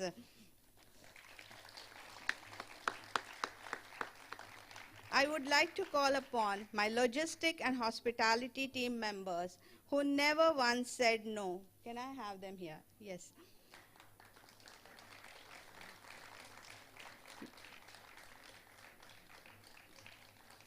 No matter how many times they had to visit the market, coordinate with vendors, made comparatives, bargained, and ensured we received the best of everything right from the carpet that is new, what goes into the goodie bag, and for which they went to the Crawford Market, the new logo which has been displayed, for which we traveled all the way to Turbe in Navi Mumbai.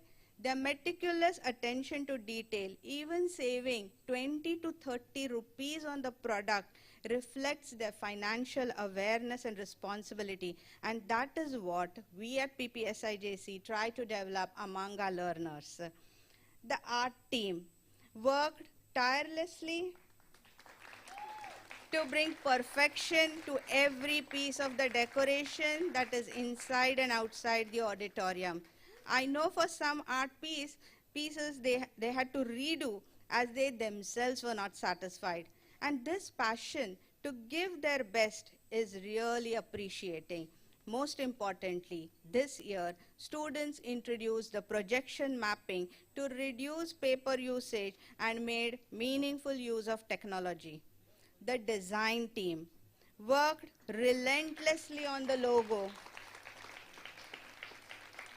patiently reworking it multiple times until they created a stunning animated logo. Every design element reflected their creativity, precision, and an eye for beauty. My social media team captured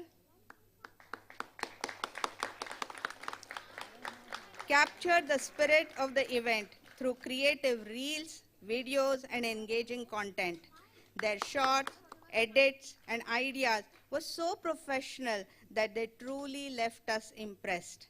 My curation team, students as young as 17-year-old, confidently interacted with the eminent personalities and even provided a constructive feedback. Some members personally met speakers at their offices. Some connected over Google Meet, and some welcomed the speakers at our own very campus. It was truly been an enriching learning experience for all of them. My tech team ensured that everything on the website was updated on time and even gave the website an entirely fresh look this year. I encourage all of you to visit it and see the wonderful new additions they have incorporated. The finance team meticulously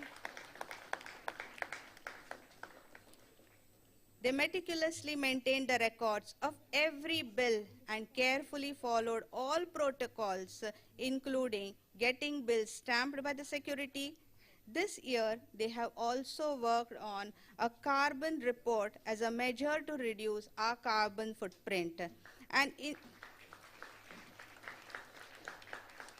as an institution, we encourage students to reflect on the carbon emissions generated while conducting an event and calculate how much we have reduced and saved. It is wonderful to see how thoughtfully they have worked on this initiative. Thank you to my hosts, Ahana and Shivansh, for for readily accepting to host the event so beautifully. Ahana is giving her May-June further mathematics exam, but still accepted to be the host. Again, this is what PPSIJC teaches them, time management. Thank you to all my filler performers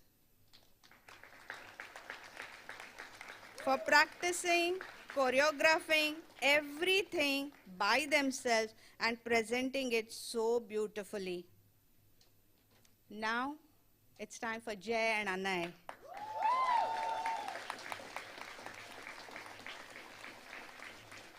You both were truly the driving force behind this event.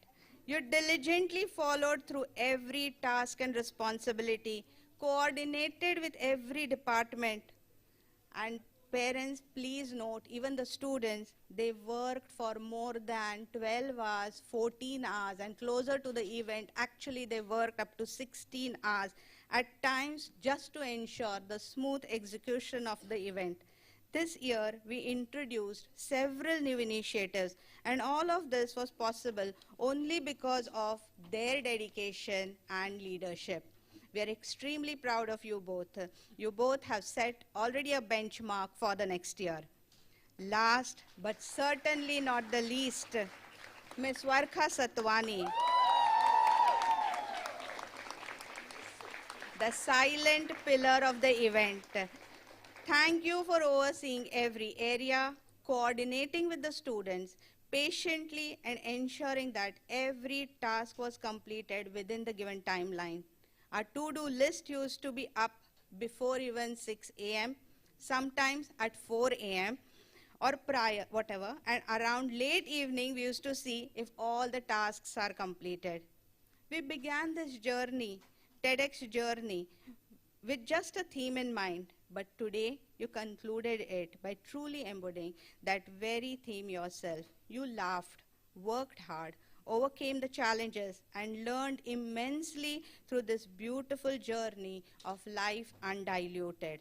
And that is the true essence of Viva La Vida, allowing life to take its course while cherishing every moment, continuing to learn, continuing to grow, and becoming better version of yourselves every day. God bless you all. Thank you, students.